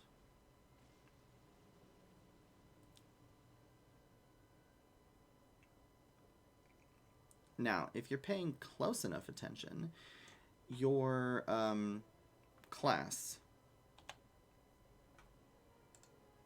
So here are the various classes and jobs. These are all arranged. I'm sorry, I pressed C on the keyboard to bring up the character. And then I clicked on class and jobs. This shows you like all the classes that are available, all the jobs that are available in the game. So right now I only have Gladiator unlocked, but I'll unlock everything else, don't worry. The thing to note is, like, you can see the symbol here. That is the symbol for Gladiator, and it is on the guild. So no matter where you go, if you see this, you know that you're near your guild. It may not be right here, like there's nobody here, but if you walk through to the Colosseum, and now we're on the other side of Uldah's map, you can see, oh hey, that door over there has my my class symbol. That means that's my guild. Okay, so now that we've got this, and see, this is more what I was, so like, if you're over here and you're zoomed out, like, all these get in the way, but you can turn off these icons, and it cleans the map up a little bit. If you're just looking to get from spot A to spot B, if you know where you're going. But yeah. From here, it looks like we've got not 1, not 2, but 3 other quests we can look into, as well as our main scenario quest. So let's just do that. Let's see what we get. I think some of these are not worth it. This one in particular, I think, is, it shows off a different type of, like, it shows off interaction. Ah, what have you done? Your kind have no business even look at a lady such as I. Such shocking, unbelievable insolence. And now look at how my gill is scattered across the ground. Pick it up right this instant. I'm just going to do this one. It's a stupid quest, but it shows you how interaction works. So anytime a quest has something that like this, the gill's on the floor, you have to pick it up. Interacting. Hey, look, some quests will ask you to interact with objects. All you have to do is walk up to them and right click on them, and you will automatically interact. Isn't that fancy? If you're too far away and try to do it, it'll pop up that lovely message, too far away. As opposed to WoW, where your character goes, I can't do that right now. It's a little less intrusive. Sadly, we can't keep the gill that we pick up from this whiny little girl. But, you know, it's like, I'm sorry, I'm way prettier than you. So now that it's complete, obviously, green check mark, hand it off to her. My gill, now! And there had not be missing. Like, yeah. Okay, here's another thing. So, items that are picked up for a quest are usually a key item. Handing over items. There are two ways to do this. You can drag and drop, or the easiest way is to right click. Some quests require that you items can also be added by the item request window where you're right clicking on it or dragging and dropping. So you can either drag it and drop it,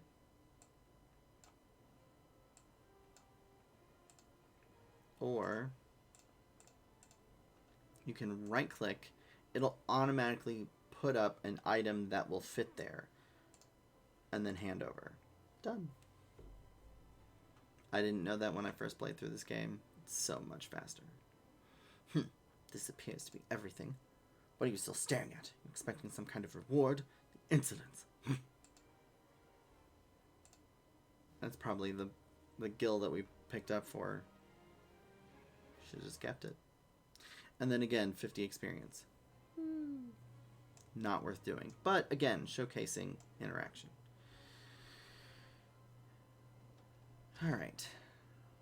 Let's start the guild. So let's talk to Lulutsu. Welcome to the Gladiators Guild, friend. Tell me, are you new to the thrills of Mortal Kombat?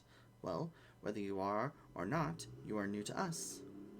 If you would take your place in these hallowed halls, you must be willing and ready to undergo the most rigorous training. You must endure cuts and bruises beyond counting, and like as not, far worse. A daunting prospect, I concede. But there is no other way if you mean to take on the Blood Sands one day. Yeah, they have an actual gladiator ring. And why wouldn't you? The Colosseum is only the most celebrated place of public entertainment in all of Ul'dah. Where else could a poor man amass a fortune so vast as to one day allow him to claim a seat on the syndicate? There's not an Ul'dah alive who isn't inspired by the rise of the self-made man. And there is no truer embodiment of this than the gladiator, who wins riches and fame with his sword. Throughout its long and storied history, this guild has nurtured countless champions. Our training methods are second to none. Our members ever strive to develop new techniques. This is very long-winded. All of the guilds have this spiel that they have to go through. If you desire true glory, to fight to the triumph amidst the roar of tens of thousands of voices, and this is where you belong. Think of it. Think of your legacy, and of your soul stirs. Join us. Now, this is where I'm of the appropriate class. I've got a blue check mark. This means this unlocks something. So when I reach level 10, they'll actually give me the option to go out and pick up any other class that I want. That means that every single other one will turn blue as opposed to red. Okay, Way of the Gladiator. So this will not quite get me to level 3, but it will also give me a huge, nice piece of, added thing, which is food. Otherwise, we'd have to go buy food, and that's not worthwhile. At least for now. Lulutsu wishes to reaffirm your desire to join the guild. because as if the long spiel wasn't enough, we have to talk again. What will it be? Will you rise above the masses and inscribe your name in legend, or will you resign yourself to mediocrity and die in obscurity? So intense. Join the Gladiators Guild. Well, I guess. A decision you shan't regret. Shan't. One moment. Make way for Vivi Frenthier. Fresh meat coming through. Now then, before your enrollment can be considered complete, you must present yourself to First Sword Myla. Seek her out and obtain her approval. Oh, hi, Guildmaster. I heard, Lulitsu. So you're Vivi Franthier. 'Tis a good, strong name. On behalf of the Gladiators Guild, allow me to welcome you. I am Myla, Guildmaster here. So you wish to study our arts. I presume you have your reasons for choosing the sword over all other weapons. Perhaps you think it's easiest to learn. A sword is a simple weapon, but to wield a blade well is anything but simple. For every Colosseum champion to emerge from ranks, there have been countless disappointments who failed to achieve greatness and died. Bear that in mind before you answer me, Vivi. For I do not ask this question lightly. Have you the strength to live by the sword? And, if it be your fate, die by it. Everybody here is just consumed with death. Yes, I have the strength to live by the sword. Then welcome, Gladiator, to your new home. Let's not waste time, shall we? I would gauge your aptitude for the sword. Just outside the gates of Ul'dah, you'll find plenty of marmots, hornets, and shrews. Slay 3 of each and return here when finished. A simple task, but essential to your training nonetheless. Now go. So here's the thing that's kind of, it's a little bit annoying.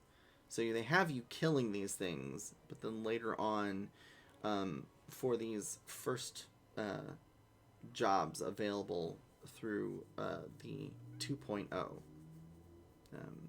you'll get a hunting log. And the hunting log is basically a list, it's a hit list for monsters and enemies out in the world to kill. And I can almost 100% guarantee you that marmots, hornets, and or snapping shrews are on that list. So not only will we have to kill them here, we'll have to go back out and kill them again.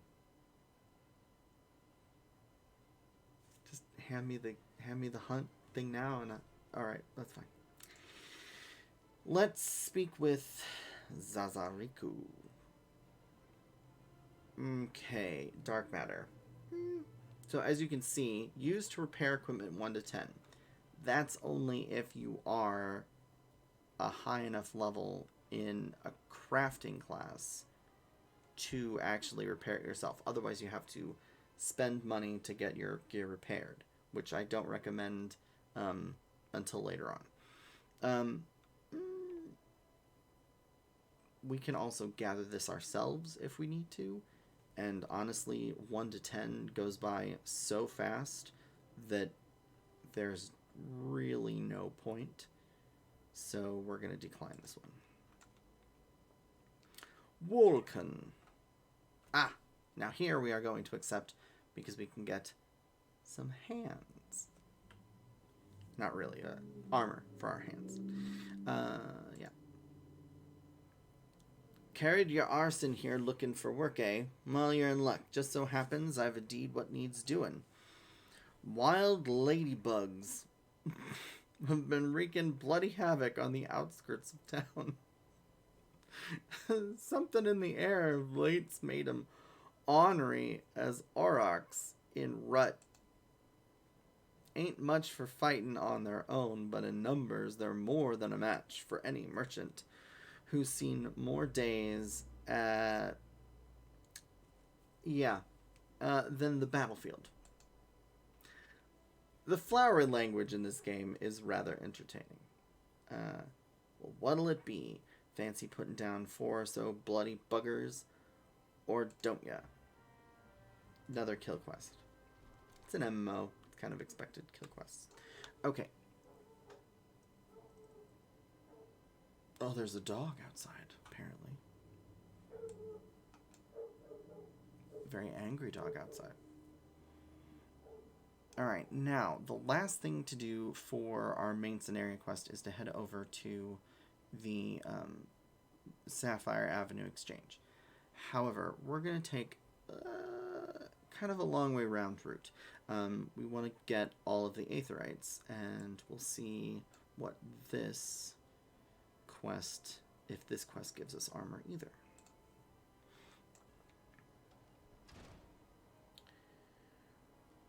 So the nice thing about the cities is they almost always have an Aethernet shard right next to a guild.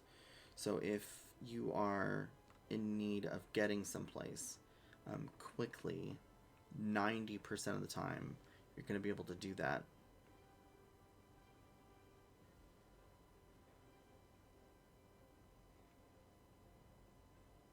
So here's the Goldsmiths Guild.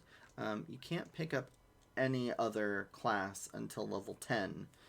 So even the crafting classes they're locked to you just for now. Again, like, we're already at level 2. We're going to reach level 5 in like 10 minutes. We'll probably get to level 10 well before I planned on stopping. The Masked Carnival. That'll show up later. Alright, Bitter Snow, what do you have? Lavender. No. But we've got the Aetherite. This is the Miners Guild.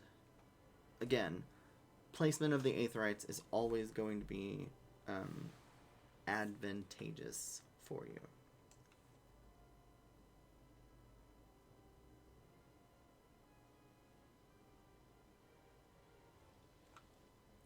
You can pick up items from the Calamity Salvager if you've, like, lost, like, some things, like, previous, like, quest rewards and things of that nature, mostly armor and things. If you want them for, like, glamour, he'll have them. The Weaver's Guild. If you are playing a caster, unlocking the Weaver's Guild is good because you can actually do armor. I have found that in most instances, it is not wise to try and level a crafter while doing your initial walkthrough. It's easier to go back and do them later on. But we have some quests. Ethelwine. Nope. Not worth it. And what about you? Juliana. Nope. Not worth it either. Alright.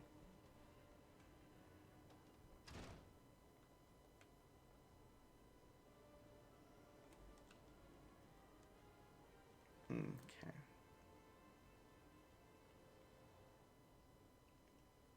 Alright, now we are in Pearl Lane, which is the rundown area of the trade market. And last, but not really the last for this map is this Aethernet, which gets us there. Now, we picked up all of these, but we still haven't picked up all of them. There's like 2 more randomly, and we'll have to go grab those kind of outside of our way. Let's just finish this quest real quick. Talk to Cesaroga. And you are? Ho, a newly come adventurer. But of course, yes, I am Cesaroga. What can I do for you?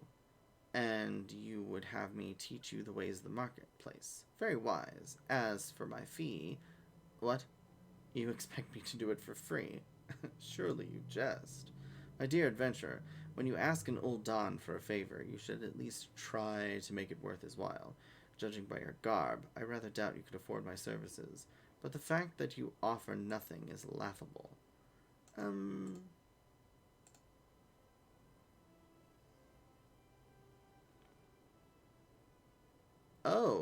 Mistress Momodi instructed you to seek me out, did she? Consider yourself fortunate to have such influential friends. I shall be brief, and you shall be attentive. You stand in the Sapphire Avenue Exchange, the busiest and most profitable market in the Sultanate. Being advantageously situated in relation to the other city-states, Old Dawes Market has ever served as both the literal and figurative centers of Eorzean commerce. All the great overland trade routes lead to our city, and the majority of maritime trade between Vilbrand and Aldenard pass through our ports. Because of this, countless companies and consortia have chosen Old Daw as the base of their operations. They see to it that this marketplace is awash with merchants and moneylenders day and night. Anything a man could ever desire can be purchased here. Not really, but, provided as he has sufficient funds. Surely there's something you seek, adventurer. A deadlier sword, perhaps? A shinier trinket? Whatever it is you want, the exchange will have it, within reason. To the north, you'll find merchants peddling armor and accessories, curatives and crafting materials. To the south, you'll find weapons, tools, and an assortment of other useful items for sale. Seek out a particular merchant or browse to your heart's content, but do try to remain aloof should you find something that piques your interest. Decisions made in the heat of the moment are usually unwise, especially where coin is concerned. That is the complimentary aid you shall see from me, and far too much for my taste. My regards to Momodi, now off with you.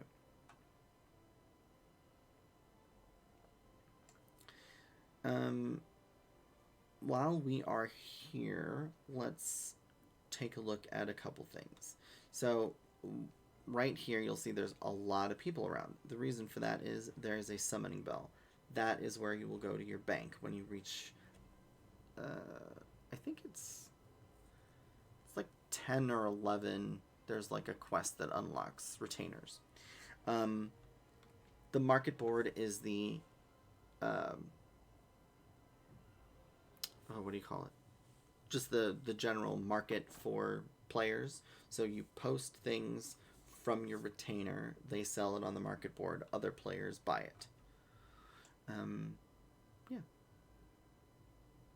This is basically where you'll find 90% of the beginning stuff that you'll need if you're going to buy something.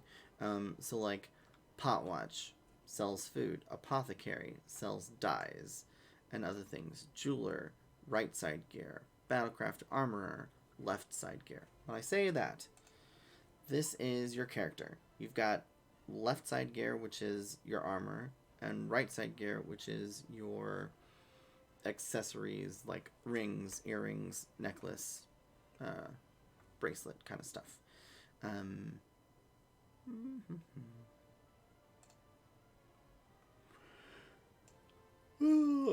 John, pardon me.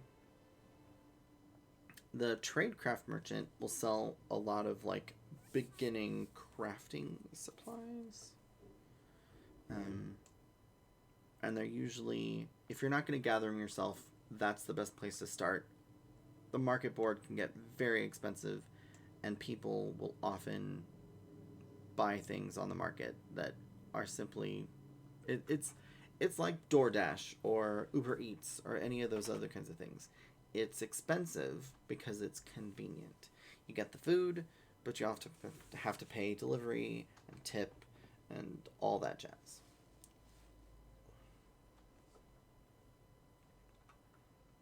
I'm lazy. I like food. DoorDash. I'm lazy. I have to craft. Market board.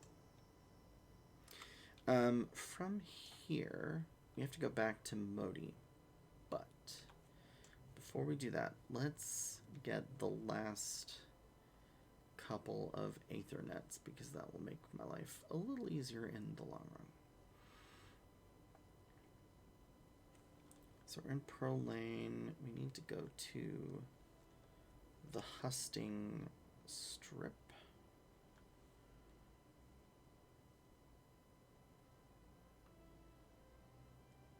And yes, if you're playing this for the first time, you will get lost. You just need to know how to use your map.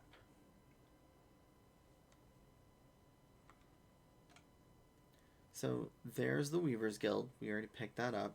But there's a staircase. Where does this go? This goes to the Hustings Strip.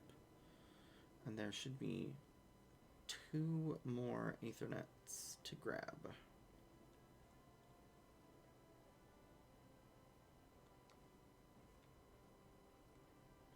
So that indicates the airship, which we don't have access to just yet. So I'm not even going to bother going that way. We're going to go this way and through this way to the Aethernet. Yay! Okay. One more.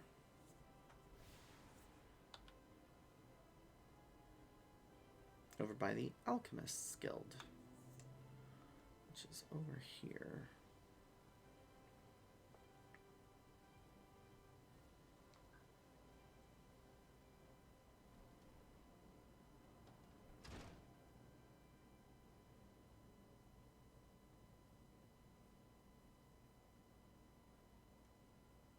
And pretty much once you've unlocked all of the Aethernets, you're never going to walk this way again. Ever. This is why you do this first and foremost, because it's just like, takes forever. Alright. This should be the last Aethernet, and then we should have all of them unlocked, and then get a lovely little added note. You have attuned yourself to the Aethernet shards in Ul'dah. The Gate of Nald, the Gate of Thal, and the Gate of the Sultana, and the airship landing are now accessible from the Aethernet destinations. So, I can literally click, well, okay, once it finishes going through all of those. Okay, if you right click, it now lists all of these. So the airship landing allows you to take the airship. We can't really do anything with that yet, so there's no point. These actually lead out into the wider world. We'll use those in a sec. And then here's all the other ones we have. For now, we're going to run in here and see what this quest is. I can't jump over that table, apparently. Alright, Aelwyn. Nope. Not worth it.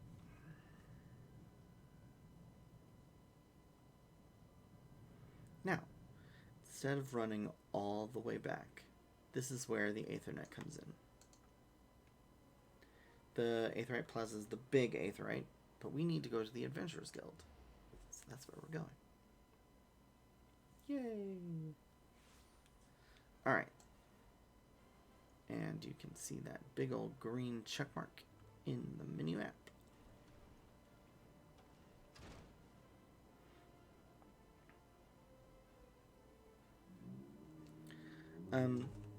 Etiquette. I never stand on top of a quest giver. It's annoying. I don't like it. Stand off to the side. Be kind and courteous to your other players. How was your tour of the city, Vivi? Get lost, did you? Kind of. Aye, well, Ul'dah's a big place with lots to see and do, but wandering around aimlessly don't pay the bills. If you're serious about making a living here, you'll need to remember where things are. So, when you go exploring, explore like you've got a purpose, eh? Yep. Alright then. All that's left is for you to work hard, make money, and spend it here at the quicksand. Complete. And that won't quite get us to 3, but close. Now, this is red. Why is it red? If you ever encounter something where, oh no, the marker's red, what's going on? It has this key. Click on it. We must rebuild. It'll tell you the condition that you need to be. So all classes and jobs, excluding limited jobs. There's only one limited job, so don't worry about it. And you must be level 4. I'm not level 4 yet. But I've got 3 other quests that I have to do. So that's what I'm going to do.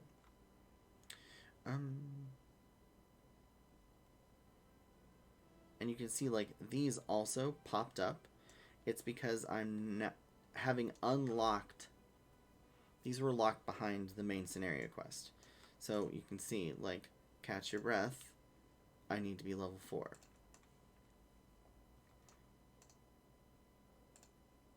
Need to be level 4. So, let us look. We need to kill ladybugs in western Thanalan, but I think everything else is going to be eastern, if I'm not mistaken. No, central. Yeah. So, here we are in Ul'dah. This indicates that I have a quest taking me out of Ul'dah to central Thanalan.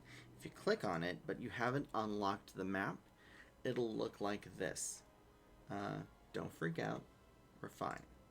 And the good news is, you literally just have to walk right out this door.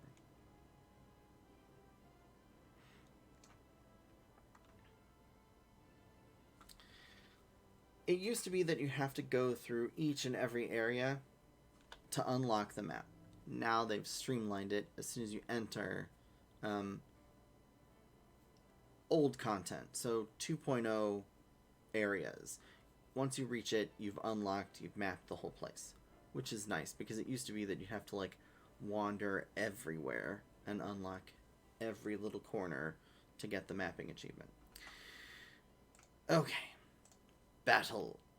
Right-clicking on a target, switch to active mode, readies an auto attack, approach to face, there are 2 arrows. Yeah. Use your skills.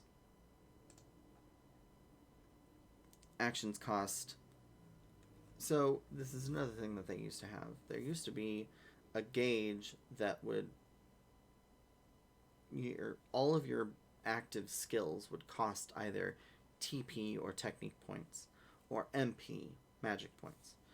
So if it was a magical spell, it would use MP. If it was a physical-based melee skill, it would use TP.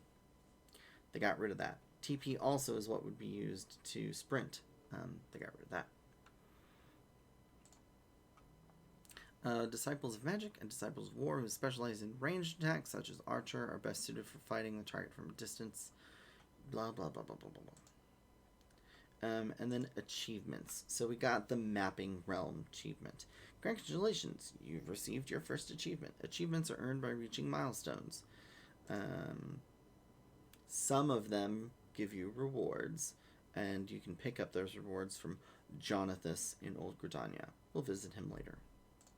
You can also look up achievements here under the character main menu. So the last 5. You can also look at what's available for the current area. Apparently there's nothing in the current area. If you have anything that are approaching completion, so as you work on some things, they'll start popping up here. And then if you want to watch specific things, so like defeat your enemies, let's say you wanted to watch this, add to watch list. Then if you go to relevant, click on watch list, it's right there for you. I don't know how many you can actually track at once. Not sure. I'm sure there's a limit. There's a limit to everything. You can also remove them from your watch list if your watch list is cluttered. Alright, so as you can see from the minimap, there are hundreds of indicators. These orange spots mean there's a quest requirement here. If you hover over that orange spot, it'll tell you what quest is related to that. So the Way of the Gladiator, then you can go, oh, Way of the Gladiator, marmots, hornets, shrews. Got it. Other thing to note, these purple indicators with the blue areas, those are fates. They are just an added little bonus thing. That way you're not grinding just killing enemies, which is not the best way to level up. Instead, you have these things. It tells you how much progress is made. So like this one is 8% progress. So somebody started it or something happened where something died and it increased progress. It tells you what level it is. If you're not high enough level, you're not going to be able to do much. If you're too high level, you can actually bring your level down to complete it. They offer good experience. They sometimes offer other random rewards, but mostly it's for experience. Oh, and one more thing I should note. Achievements, you get, like, mapping achievements in particular. You get, like, a touch of experience. Just a touch. Alright. Star Marmot. So if you click on it, it highlights it. Thing to note, this blue icon right here means they are a passive monster. They won't attack you just for looking at them. They will only attack if you attack, which is what I'm going to do now.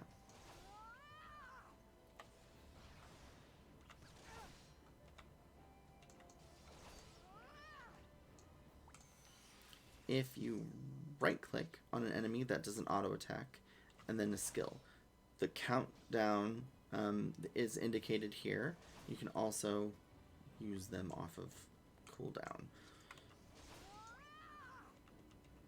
So like Fight or Flight is a insta-cast. It has a recast timer of 60 seconds, and it does something. So increases physical damage dealt by 25%. Duration, 25 seconds. Well, I used it. It's already done. Experience points. As you kill things, you gain experience. It's all listed in the chat, which is behind my face, so you don't get to see that. Sorry. They will also drop items, and they will be placed in your inventory. Most of these are trash. You could probably just sell them. They tells you how much they sell for if you just sell them to a random vendor. But you can also use a lot of these things for crafting. Alright. Binding items. Whenever you equip something that isn't bound to you, the moment that you actually fight with it equipped, it will become bound to you. Once it is bound, you can't trade it or sell it on the market. If you hover over it, it says binding. That means it's yours. It's in your hand. It's bound to you. It's going to gain experience. You can still sell it if you want to get rid of it. And when you get crafters up high enough, you can actually break things down as well. One thing I want to note. See that blue marker right next to the picture? That is the item's durability. As you use items and as you take damage, your armor and weapons will lose durability. If it reaches 0, the item will no longer give you any bonuses. For example, this doesn't have any bonus, but if it had like a plus next to it, it would give you that plus as long as it's still got durability. Once it reaches 0, that durability, all the added bonuses are taken away. So no pluses to strength, no pluses to, anything. So like the weathered earring, strength +1, +1, +1, +1. If it reaches durability of 0, none of that, all taken away because the item is broken. Good news is you can just repair it. Alright, let's kill the rest of these guys.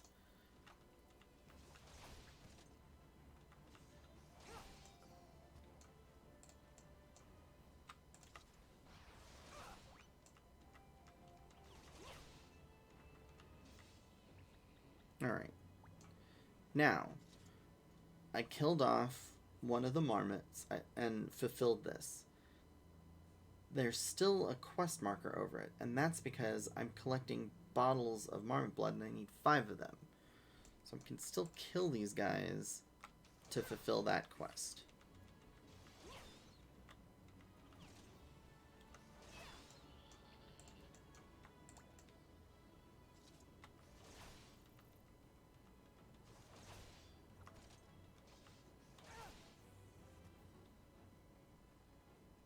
We need one more marmot.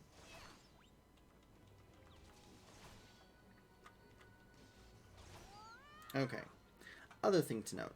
All of these guys are level 1. But as you can see, that big old turtle in the background is level 12. Don't attack that unless you want to die.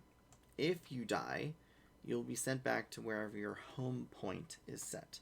That's why it's important to make sure that your home point is set to some place that's close to where you started. You don't want to be like, oh yeah, I'm set my home point here and I've actually gone to a complete other city. Bad news. Now then, let's sprint. Okay, so here we are. These guys are actually level 3, which is our level. When you fight enemies that are your current level or higher, you'll actually get bonuses for killing them.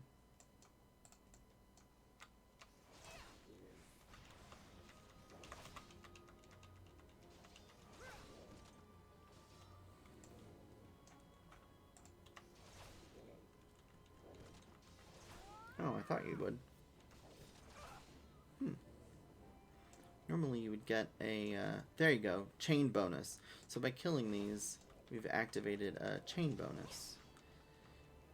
This boosts the amount of experience that you get for killing something that is of this level.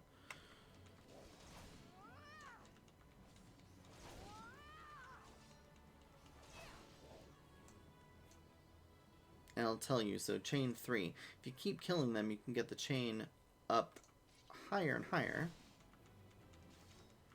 And it basically increases by like 5%. So the first one I killed was 0% bonus. Then the second one I killed and created the chain, I got a bonus of 5, so it went up to 20. Then killing another one, 25, 35, 40, 50. Alright. And you can see, like, that adds up very quickly. Actually, I'm not going to waste... I wasted it. That's alright.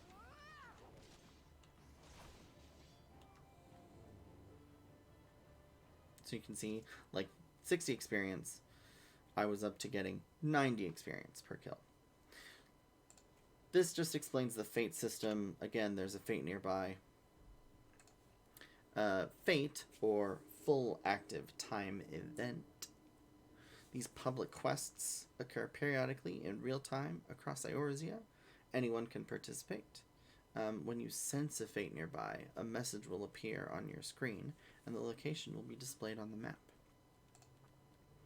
The type of fate is indicated by, like, what it is. So, like, this is basic. This is going to be, like, you fight it. There was one with, like, a little monster face. That means it's a boss. There's, like, defense ones, which can be kind of a pain in the butt.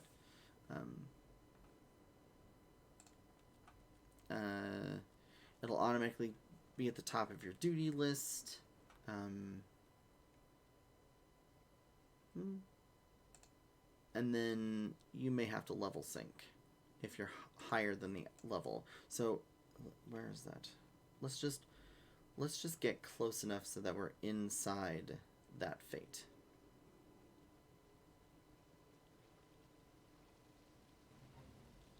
Alright. So, like an F'd out of water. This guy says, help. I think it's over here. Yeah. So, there are these F's. Fate monsters will attack you if you get too close. You're also, you don't see it there because it's behind me. This fate is level 5. I'm only level 3. In the chat, it will say, you are below the recommended level for this fate. Your contribution will not be weighed as heavily. You'll still get something for it, but you won't really get enough to make it worthwhile. So, I just don't. And again, for right now, not the hugest deal. Alright, so now we have to go to Western Thanalan. And here's where I can do one of two things. So we've got this teleport. Oh, I haven't learned it yet. I know why.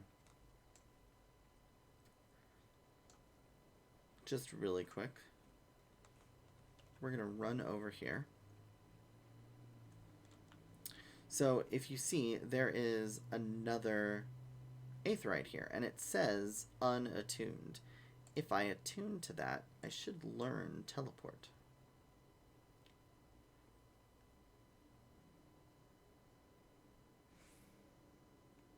I can't wait to get mounts. Unfortunately for this, you won't be able to have access to mounts until level 20. But we'll get there. Don't worry.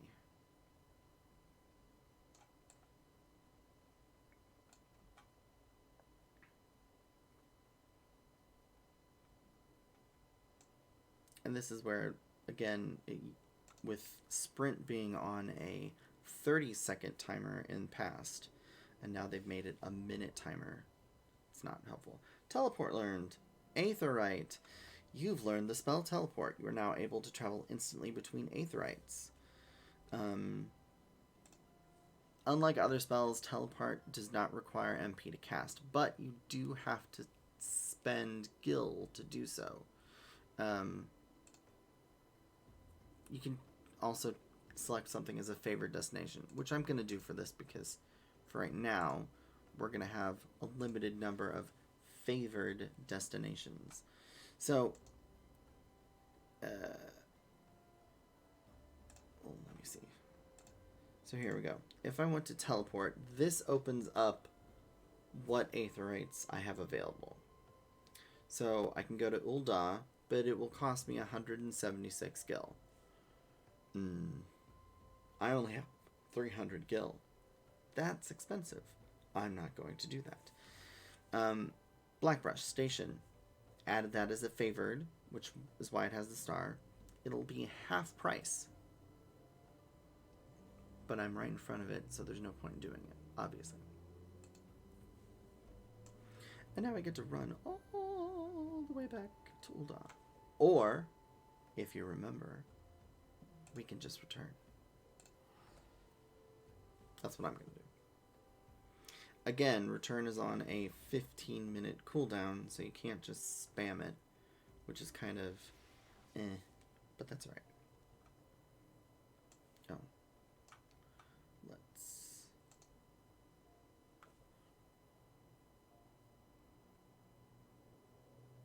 Let's go to the Gladiators Guild first. Because we're going to get some food out of it, and food boosts our experience.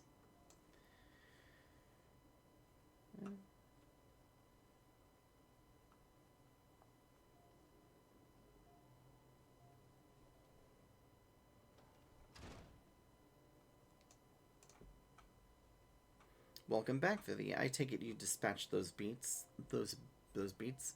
I do not like beats, but I did not dispatch beats. Those beasts. And with ease. Rest assured, there will be far greater challenges to come, and if you wish to master the sword, you must test yourself against a wide variety of foes. To this end, I present you this hunting log. Whoa. It contains information on creatures ideal for gladiators in training. You will doubtless gain valuable experience should you seek out and slay them. It is only with such practice that you will recognize and eliminate the deficiencies in your technique. Your training under me shall continue once the haft sits so snugly in your hand that you cannot imagine holding aught else. Until then, Vivi, the next gladiator quest will be available at 5. Complete. Now I'm level 4. Yay! I've learned another skill, Riot Blade. I've obtained the hunting log. Combos. Melee Oriented class will have combos available to them. Combos are not available to pugilists. They use unique blah blah blah. Weapon skills that can be chained will have a combo action listed in this case, Vorpal Thrust to the left, if executed immediately after True Thrust, the potency will increase. Some weapon skills must be delivered from a specific direction to maximize their damage. When a weapon skill can be chained into a combo, its hotbar icon will be outlined. So for instance, Fast Blade is what I open with. You start with Fast Blade. Then the border around this will have a hashed glowing thing and delivers attack with a potency of 100. However, if you use it after Fast Blade, its combo potency increases the damage to 300. So now I'm more deadly. Also, using items. Some items can be used, granting various effects. The items will have a recast timer if they cannot be used until the timer is expired. So, for instance, what they're referring to is, I got some marmot steak. I'm going to put that on my bar. I'm just going to put it over here. When eaten, this meal, which all meals last for 30 minutes, it gives you a +3 EXP bonus, which you can see listed there. It also has different effects. Certain foods have certain effects. It gives you greater skill speed, 8%, a maximum of 2, which doesn't seem like a lot, and it's not, but that's alright. Vitality +1, so your HP is affected by your vitality. Higher the vitality, more HP, always good. And direct hit rate is how fast your auto attacks go off. And then last but not least, let's do the hunting log. The hunting log is a record of completion for tasks involving slaying certain creatures. It can be accessed in the logs book here. Logs.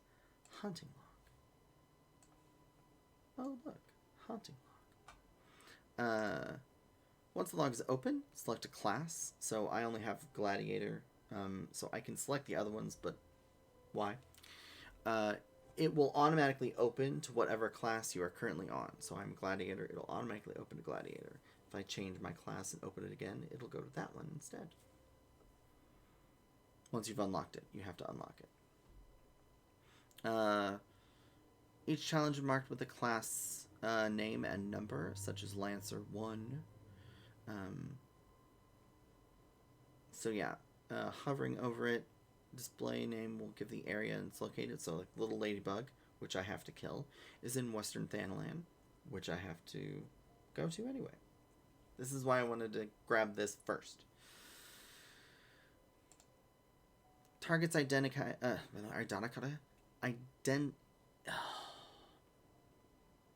targets indicated in the hunting log will have a special icon displayed above their name, which I will show you. And again, Star Marmot. We just killed a bunch of those. So that's okay. We have to do that again. Snapping Shrew. Also killed a bunch of those.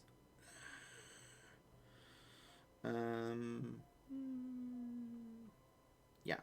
So as you can see, the other thing that's nice about this is there is a reward for completing each one of these. And then the final reward is a chunk of experience after each. Now, 2,500 experience is a lot. That alone will, like right now, that would get me a whole level. As you get further along, each one of these will offer, it's about, I'd say it's roughly like 1/3 of a level bar. So it adds up very quickly, and it's something to keep on top of. And once you complete it, you get a ring specific to your class. So now that I've done that, let's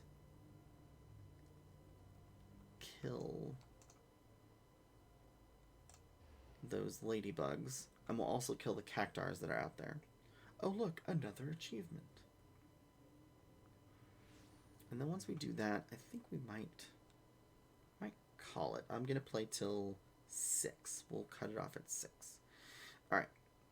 So now, as you can see, these yellow spots here, they're not for one of the MSQ quest, the plus quest, so it doesn't show up as a plus, it just shows up as a yellow dot.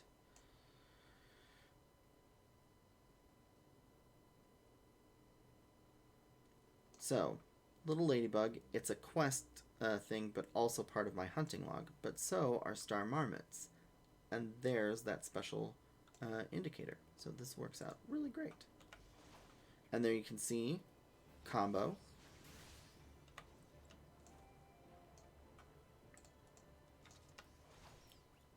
Combo.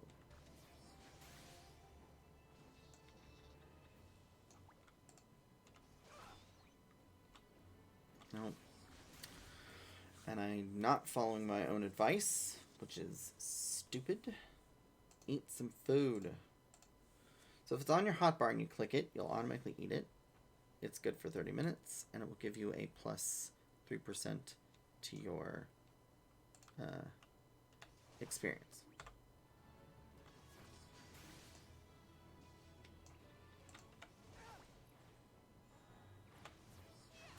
And now I completed, so I completed killing the Star Marmots, and that gave me that little pop-up, which gave me a chunk of experience, 180. So if I open up the hunting log again, you can see that one's done. It's marked complete. I got the 180 experience. I have to kill one more little ladybug for the hunting log, but I also need to kill another one for the quest that I have.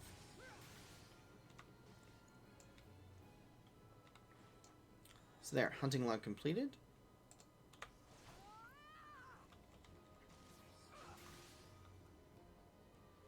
Quest completed.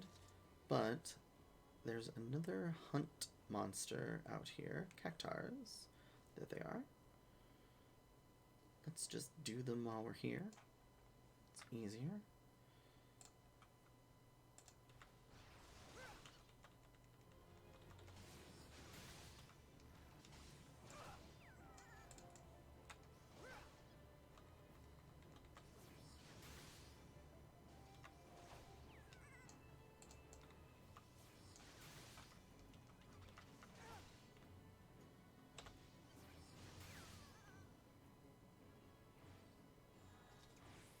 And there we go. I do also, you can also, if you wanted to, you can drag this over to your bar from here. You can also, under character, these actions and traits, it will give you a list of a whole bunch of things that you can do. So like actions are your actual actions that you'll learn. Your role are specific things that are unique to your class, or to your role. So tanks have this is all the role abilities that you get with a tank. Traits are added as you go. So like tank mastery, I take less damage because I am a tank. General gives you a bunch of variety of things like you can repair, jump, blah, blah, blah. Nobody really does those. Limit break is almost always on there, especially if you're DPS. Almost never if you're healer. And then main commands gives you access to a bunch of things. If it's grayed out, it means you don't have access to it yet, but you could put it on your bar. Why would you? But here's the logs. This is all the logs that are available. I have hunting log. You can just drag that. Same thing. Or, if you go to the logs, if you unlock one of these, you can drag that over as well. Easy peasy. Multiple ways. Nice. Good to go. I'm so close to level 5. These will get me there. But I also have to kill one more monster. Those shrews again. I might just run back in and then teleport back out. Kill the shrews real quick. Because that might actually get me to level 5.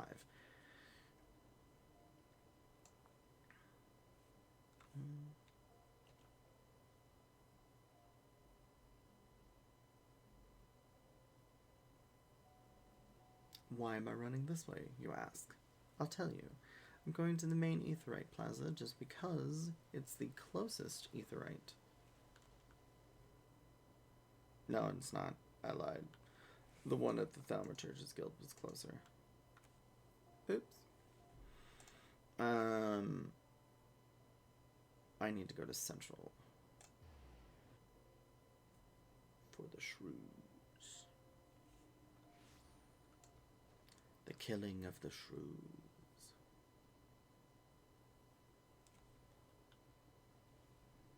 Walking. And we're walking. Walking. We're still walking. Continue to walk. Keep walking. Don't worry. Just keep walking. And here we are, snapping shrews.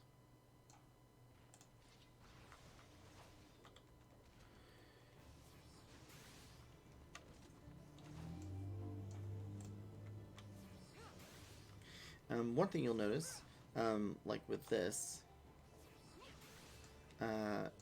it takes 3 hits to kill these guys. So I open with the Fast Blade, hit it with Riot Blade, then I can do Fast Blade again, which keeps the combo going. So you can finish the combo on a new enemy. It's not like it leaves you. If you leave that combo going for too long, it will eventually, like, expire. But I just leveled up.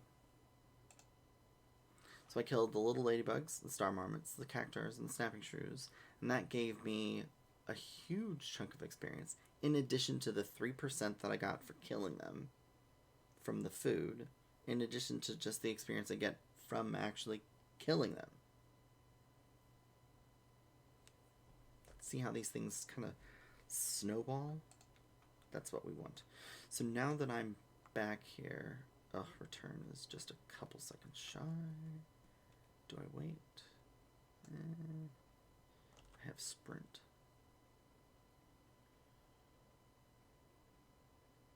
So now why did I want to do that first? Well, A, I knew to get this experience bonus, and B, that would get me to level 5. Why do I want to be level 5? Well, at 5, at integrate, what do I want to say? At level progressions of 5, you unlock your next job class, or class quest, job class. You unlock your quest for your class at every 5. So why do we want that? A, it gives you gear, gives you experience, and it'll sometimes actually teach you a new class skill. And you want to do that. And also we can hand this in for Vulcan. Back in One Piece, are ya? It's about bloody time. It's like, excuse you. I admit, you look as though you just picked up a sword yesterday, but you handled yourself well enough. I'll give you that. And here, I'll give you this as well. Ain't worth a night in Ulda's finest pillow house, but I'm sure you'll find use for it. Here's where it's important to be selective on what you're picking. Here, it's not so much. Disciple of War, green, for me. All classes, green, for me. Here's the thing that's important, though. This is intelligence and mind. Intelligence is for Thaumaturge. Mind is for conjurers. Mind affects healing. Intelligence affects magical damage. Don't want that. I want this. Strength. Haha. Tanks want vitality first, strength second, and then all the other things. So we're going to go with this. It won't let you complete the quest until you pick an option. If you've already got gear, you could go with the bronze piece, which sells for gold. It's just something you sell. But I want the gloves. Armory chest. We have our first piece of armor that goes in the armory chest. Since the armory system in Final Fantasy allows you to change your class and job by simply changing your weapon, you'll get... It's recommended that you have several sets of gear on hand. However, you can only carry so much in one's inventory, and so they give us the armory chest. All gear you purchase, crafted, or found is automatically stored in this, unless you change the setting like I did. The armory chest can be accessed from the character by either going character armory chest, or, and this is a nice thing about this, it tells you the tooltip, so Control I will open your armory chest. Or, open up your character with C, and for instance, that's a hand. I'm going to actually, oh, I didn't. I have it automatically set to be in my inventory. You can equip it like I did, right click, equip, and it automatically puts it on your character. Now, this isn't saved. If you change your class, which you can't right now, it'll show you like what's recommended. Oh, right. We haven't even unlocked that option yet because we can't even get other classes. Never mind. Disregard that comment. Haha. So yeah, that's permanently attached to you. Once you attack, it'll be bound to you. And yeah, we're moving on up. Alright, now we talk to Mila. Here's where things get really, really, really, really important. You have to pick the leg piece from this set of options. Oh, that's not a leg piece. Well, poop. Maybe that...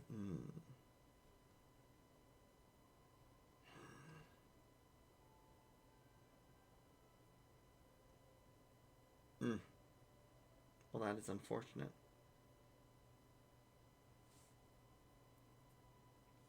So the thing is, with these other quests, you're not going to get legs until much beyond a certain level. The quest that needs you to have all the pieces that I mentioned won't be until, like, after... This is where it kind of gets, like, shucks. Damn. Alright, well, I guess it doesn't matter then.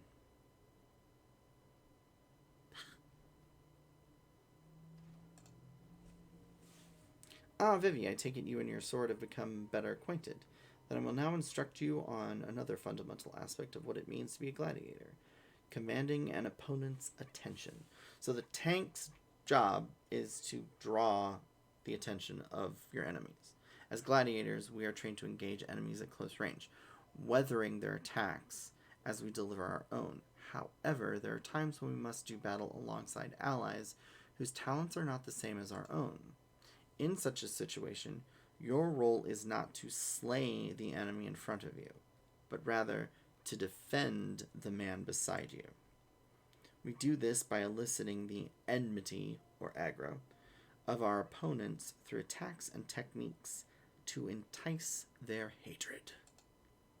You must learn to draw the enemy's attention to yourself and to trust in your stout constitution to endure. In so doing, you protect your weaker comrades, who would otherwise perish. To help you better understand this, there is a task I would have you perform. It just so happens that Modi of the Quicksand has requested our assistance. A gang of Lamincian marauders has paraded into town and begun harassing people outside her establishment. Men like these prey on the weak, but will turn tail and flee at the first sign of defiance. You need not resort to violence. It will suffice to show them that you are not afraid of them, and will not tolerate their behavior. Seek out the Lamincians and make your presence known by bellowing, "Face me, marauder!" In this way, you'll protect the people of Ul'dah as you would your allies in battle. I mean, you know, not 100% correct. Alright. Let's jump to the Thaumaturge's Guild and hand in that quest for the other piece of gear. And then I need to figure out where I'm getting legs. I thought I had that planned out perfectly.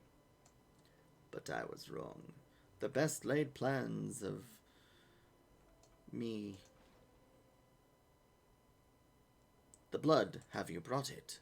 Yes, here you go, marmot blood. Yes, yes, this shall serve nicely. By virtue of your toil, I am one step closer to publishing The Many Breaths of Thanalan. Thank you. Take this as recompense. Go now, and may the traders smile upon you. Alright, so this one I'm going to take the leather eye patch. And we're going to equip it.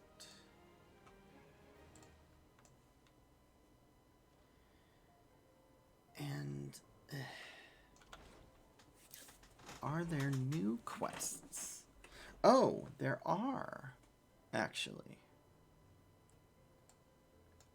These 2 quests are now available. Yeah. And I can also get the next main scenario quest. Okay. Let's take the Thaumaturge Aetherite and let's teleport ourselves to the Adventurers Guild.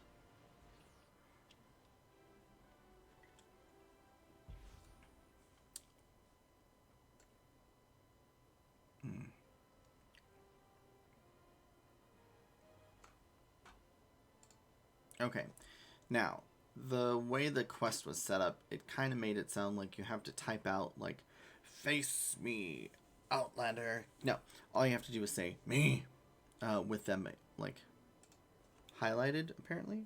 So, \me in the chat, in the say, it's like, come at me. What? You're blaming me, cause this little shite shat his own pants? Well, bugger him and bugger you too. Truth is, this will not end in a non-violent way. There will be violence. There will be blood. Ill-mannered murder. Me!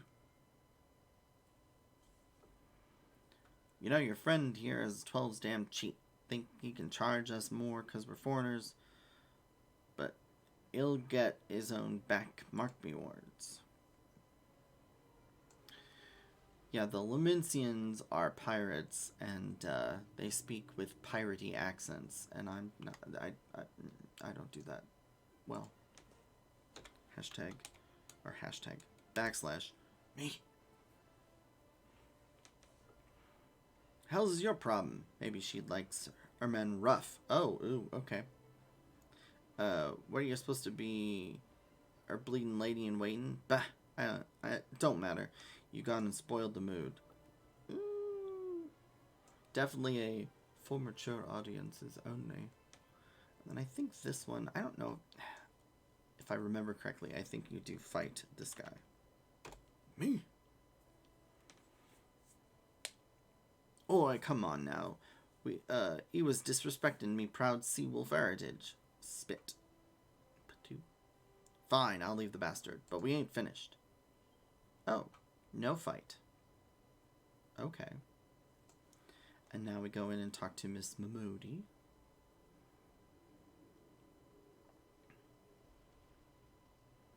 And actually, I'm going to talk to this person. Legs. Okay, here's the legs. Okay. Sure, darling, you can come for a ride. Huh? Where am I? Who are you? And more importantly, where did she go? Bugger me. Did me shift start already? The hell's with it. I'm bleeding exhausted anyway. Mine taking this to Jijinasu at the dispatch yard outside the city. He'll probably give you something for the trouble. Okay, and then Badoof.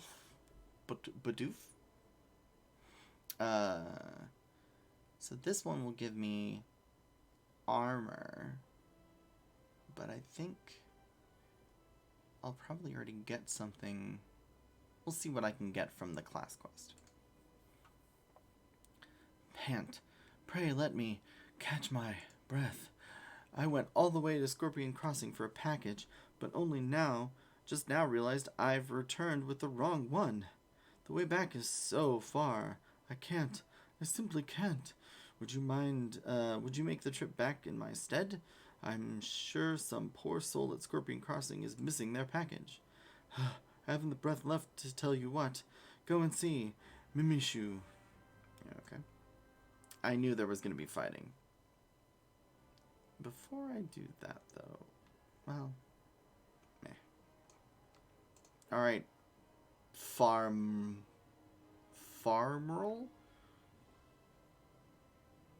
Farmerl?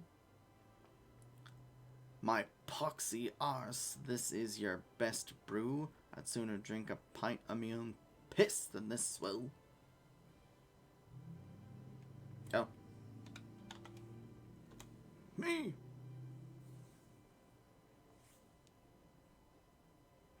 Just who the elves do you think you're speaking to, maggot? I'm Farmerl, the Driven, and me bloody marauders have been reaving so long, mothers scare their children with tales about us. Toxic masculinity. Don't believe me words? Then I'll let me axe do the talking.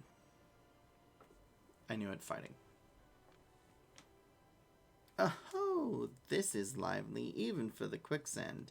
You two going to put on a show for us? Oh, I thought that was Modi for a bit.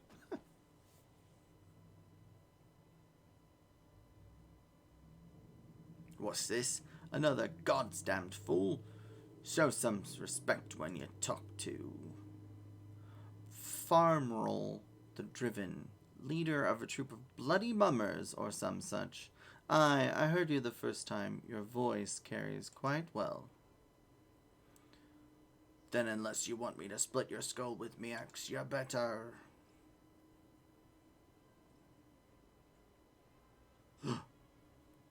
It's a sword. That sword. It can't be frenzy, but only the sword of Nald would... Bloody hells. It's you. Whoever you are. You know, I've never been one to stand back and watch. Mind if I join the fun? But begging your pardon, sir.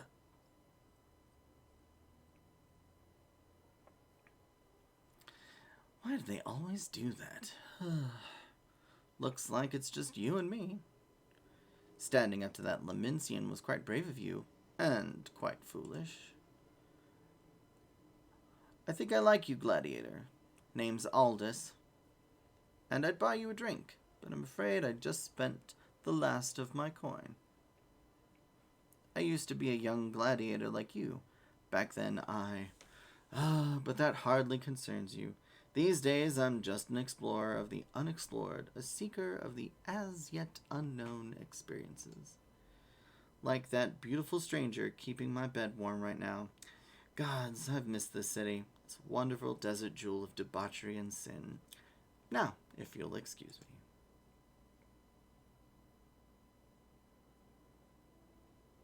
What is this, The Witcher? Alright, Modi. I swear, if I hadn't seen Aldous with my own eyes, I wouldn't have believed it was him.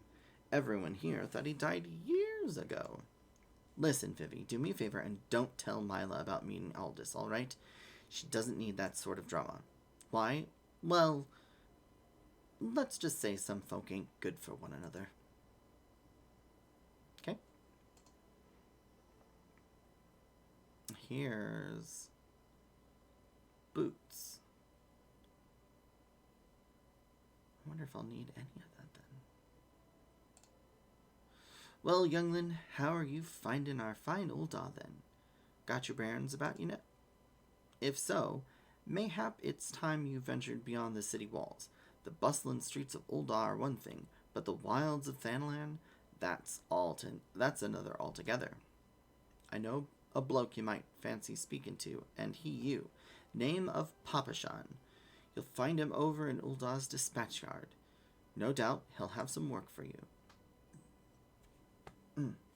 The dispatch yard's over in central Thanalan. Just head out the door across the hall, and you'll see the Gate of Nald staring right back at you.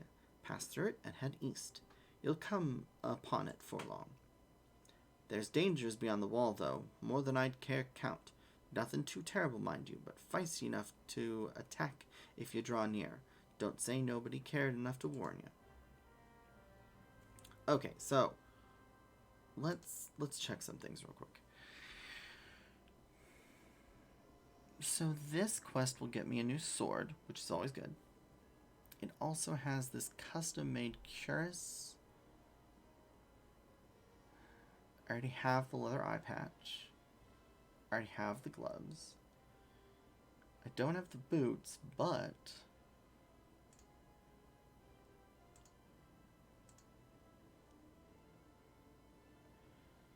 that will give me boots. But I could also just take the gold. I'm gonna turn this in first. The catch your breath gives you this, which is +4 strength and dex, versus this +8.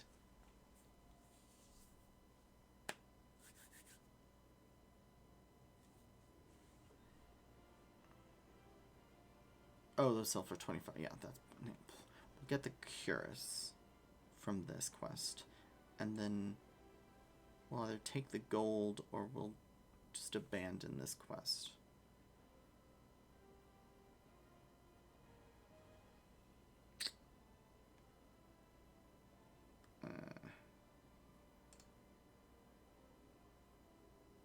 It's in the city, though. We'll just do it and grab the gold.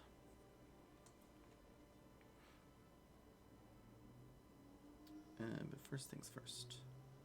We want to report to Mila.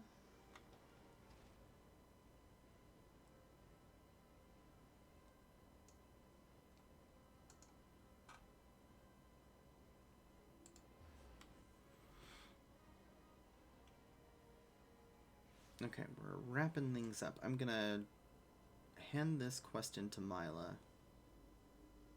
And then I think I'm gonna call it for the day.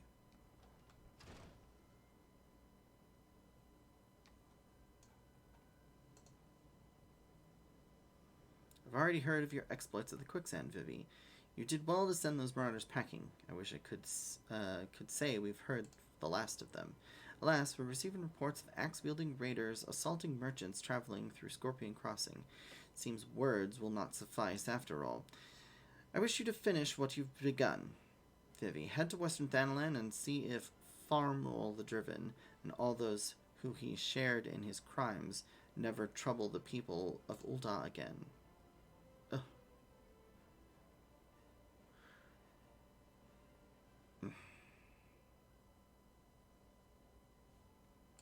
And that is Western Thanalan, but this is Central.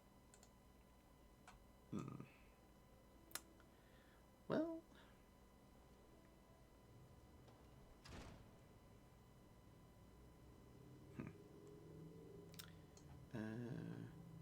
where is Mimishu? She's at the gate of the Sultanate.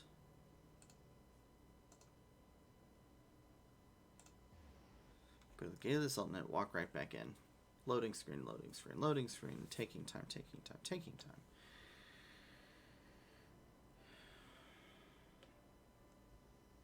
Oh me, oh my. There you go. Hello, Mimishu.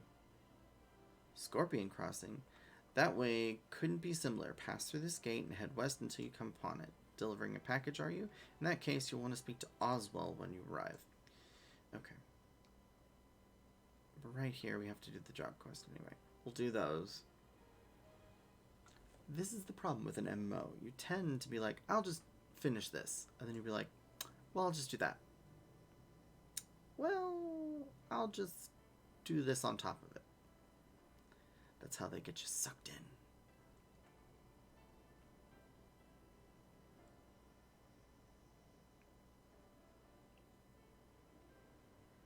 Oh, and I can see there is a blue quest here. Pretty sure that unlocks. So over there is the housing district for Ul'dah. Pretty sure that blue quest unlocks that. Okay. First things first. So we'll talk to Oswell. It's gone, it's just gone. Gods, as if it hadn't enough problems already. You took the wrong package, Boltwolf, you bloody oaf. Here you go. The Horizon package, you're a 12-cent. You spared me quite a headache, friend. Thank you. If only there weren't so many other misplaced shipments plaguing me these days. Okay, so this one, the cuirass that we're getting from the job quest is better overall, so we're going to do that. I could get this hempen half robe, but I'm not going to play, like, I'm not going to get Thaumaturge until a little later on. Then I have to level it up. It's a piece of gear that I'm not going to be using that I'll be able to get a better option anyway in a couple minutes. So let's just go with the bronze piece. There. Now, he's going to have quests. This is going to unlock a chain. We're going to do that, but not today. We're going to talk to this nervous merchant. They tore me from my saddle and took everything I own. Bring me my goods back to me, I beg of you.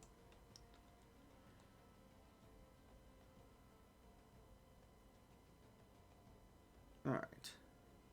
Caravan. Sack. Oh, and hammer beaks. I need those.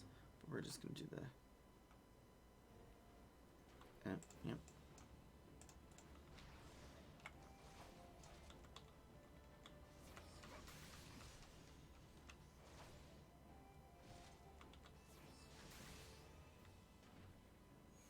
Ta-da! Oh, and Earth Sprites. I've got quite a few hunt items to kill in this area. Well, that'll be next time. Alright, Firmal, ya jerkface. So he's the same level, and he does these. So, as you can see, like, he clearly telegraphs what he's going to be doing, which is nice. So, basically, as is true for all MMOs, don't stand in the poop. Poop. He always has poop. Somebody's laying down poop. Don't stand in the poop. Alright, so now that he's dead, let's take this back to the merchant. Then we can hand it in. And call it an evening.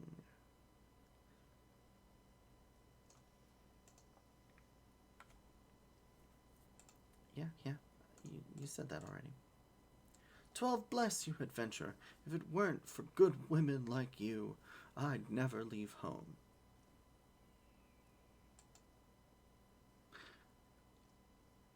Okay. We'll just leave it at that. I'm going to use return. Because I'm lazy. That is one of the biggest downfalls to teleport. It's so convenient, especially early on. Right now it's like, oh, I could walk there, but that takes so long.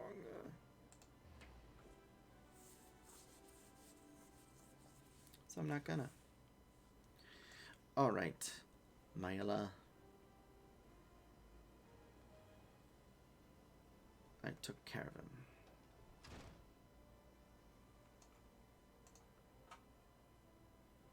Good. It is finished. And with that, this stage of your training is complete. This time your enemies were ill-behaved ruffians, but who knows what manner of opponents you will face in the future. Regardless, I have faith that you will do well. Master your sword, and you shall master yourself. Now then, there will be work for you in the days to come. Return to your training. We will speak again. Okay, so we're getting a good sword. We're going to take the cuirass.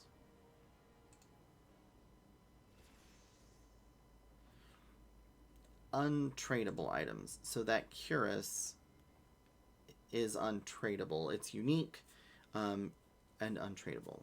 You can't put it on the market. You can't sell it. Can't desynthesize it. It is unique. That's why I always like if it's a unique item, you want to grab that because you can at least, like, when you're done with it, you can throw it in the armoire, or the armoire, for glamour later on.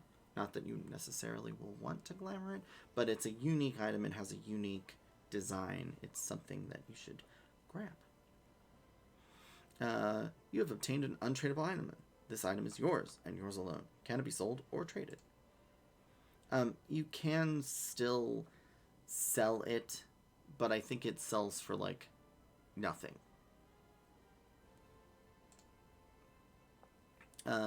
You've obtained a unique item. This item is special. You can never possess more than one item of this at a time. So that's true of, like, gear that you get out of dungeons is almost always unique. It may also be unique and untradeable. That's very common. That means that you can only have one of it. There are ways around it, though. If you have one, you can put it in your retainer's inventory, your bank, and you can get another one. And basically, you can do that over and over for as many retainers you have. You can put one in, like, a grand company chest, or a free company chest. Same thing. You can put it in your saddlebag when you get a chocobo. Same thing. If it's not in your physical inventory, your own inventory, it's hidden. Not that you'd ever need more than one of any particular item, but just so you know. Alright, I'm going to equip that. And my sword. A bronze bastard sword.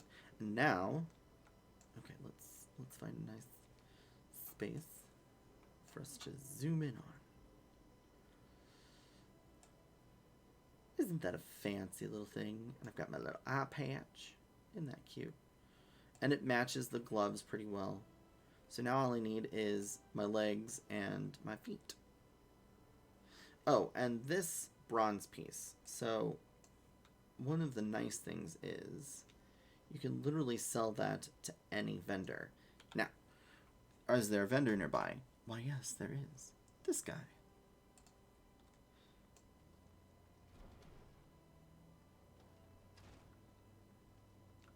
Wait. Oh, he's not close, necessarily.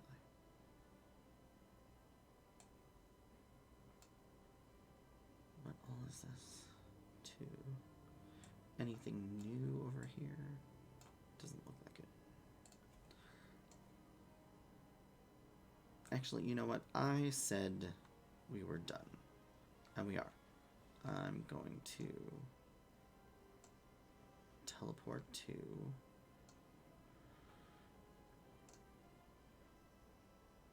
let's just go to the Adventurers Guild.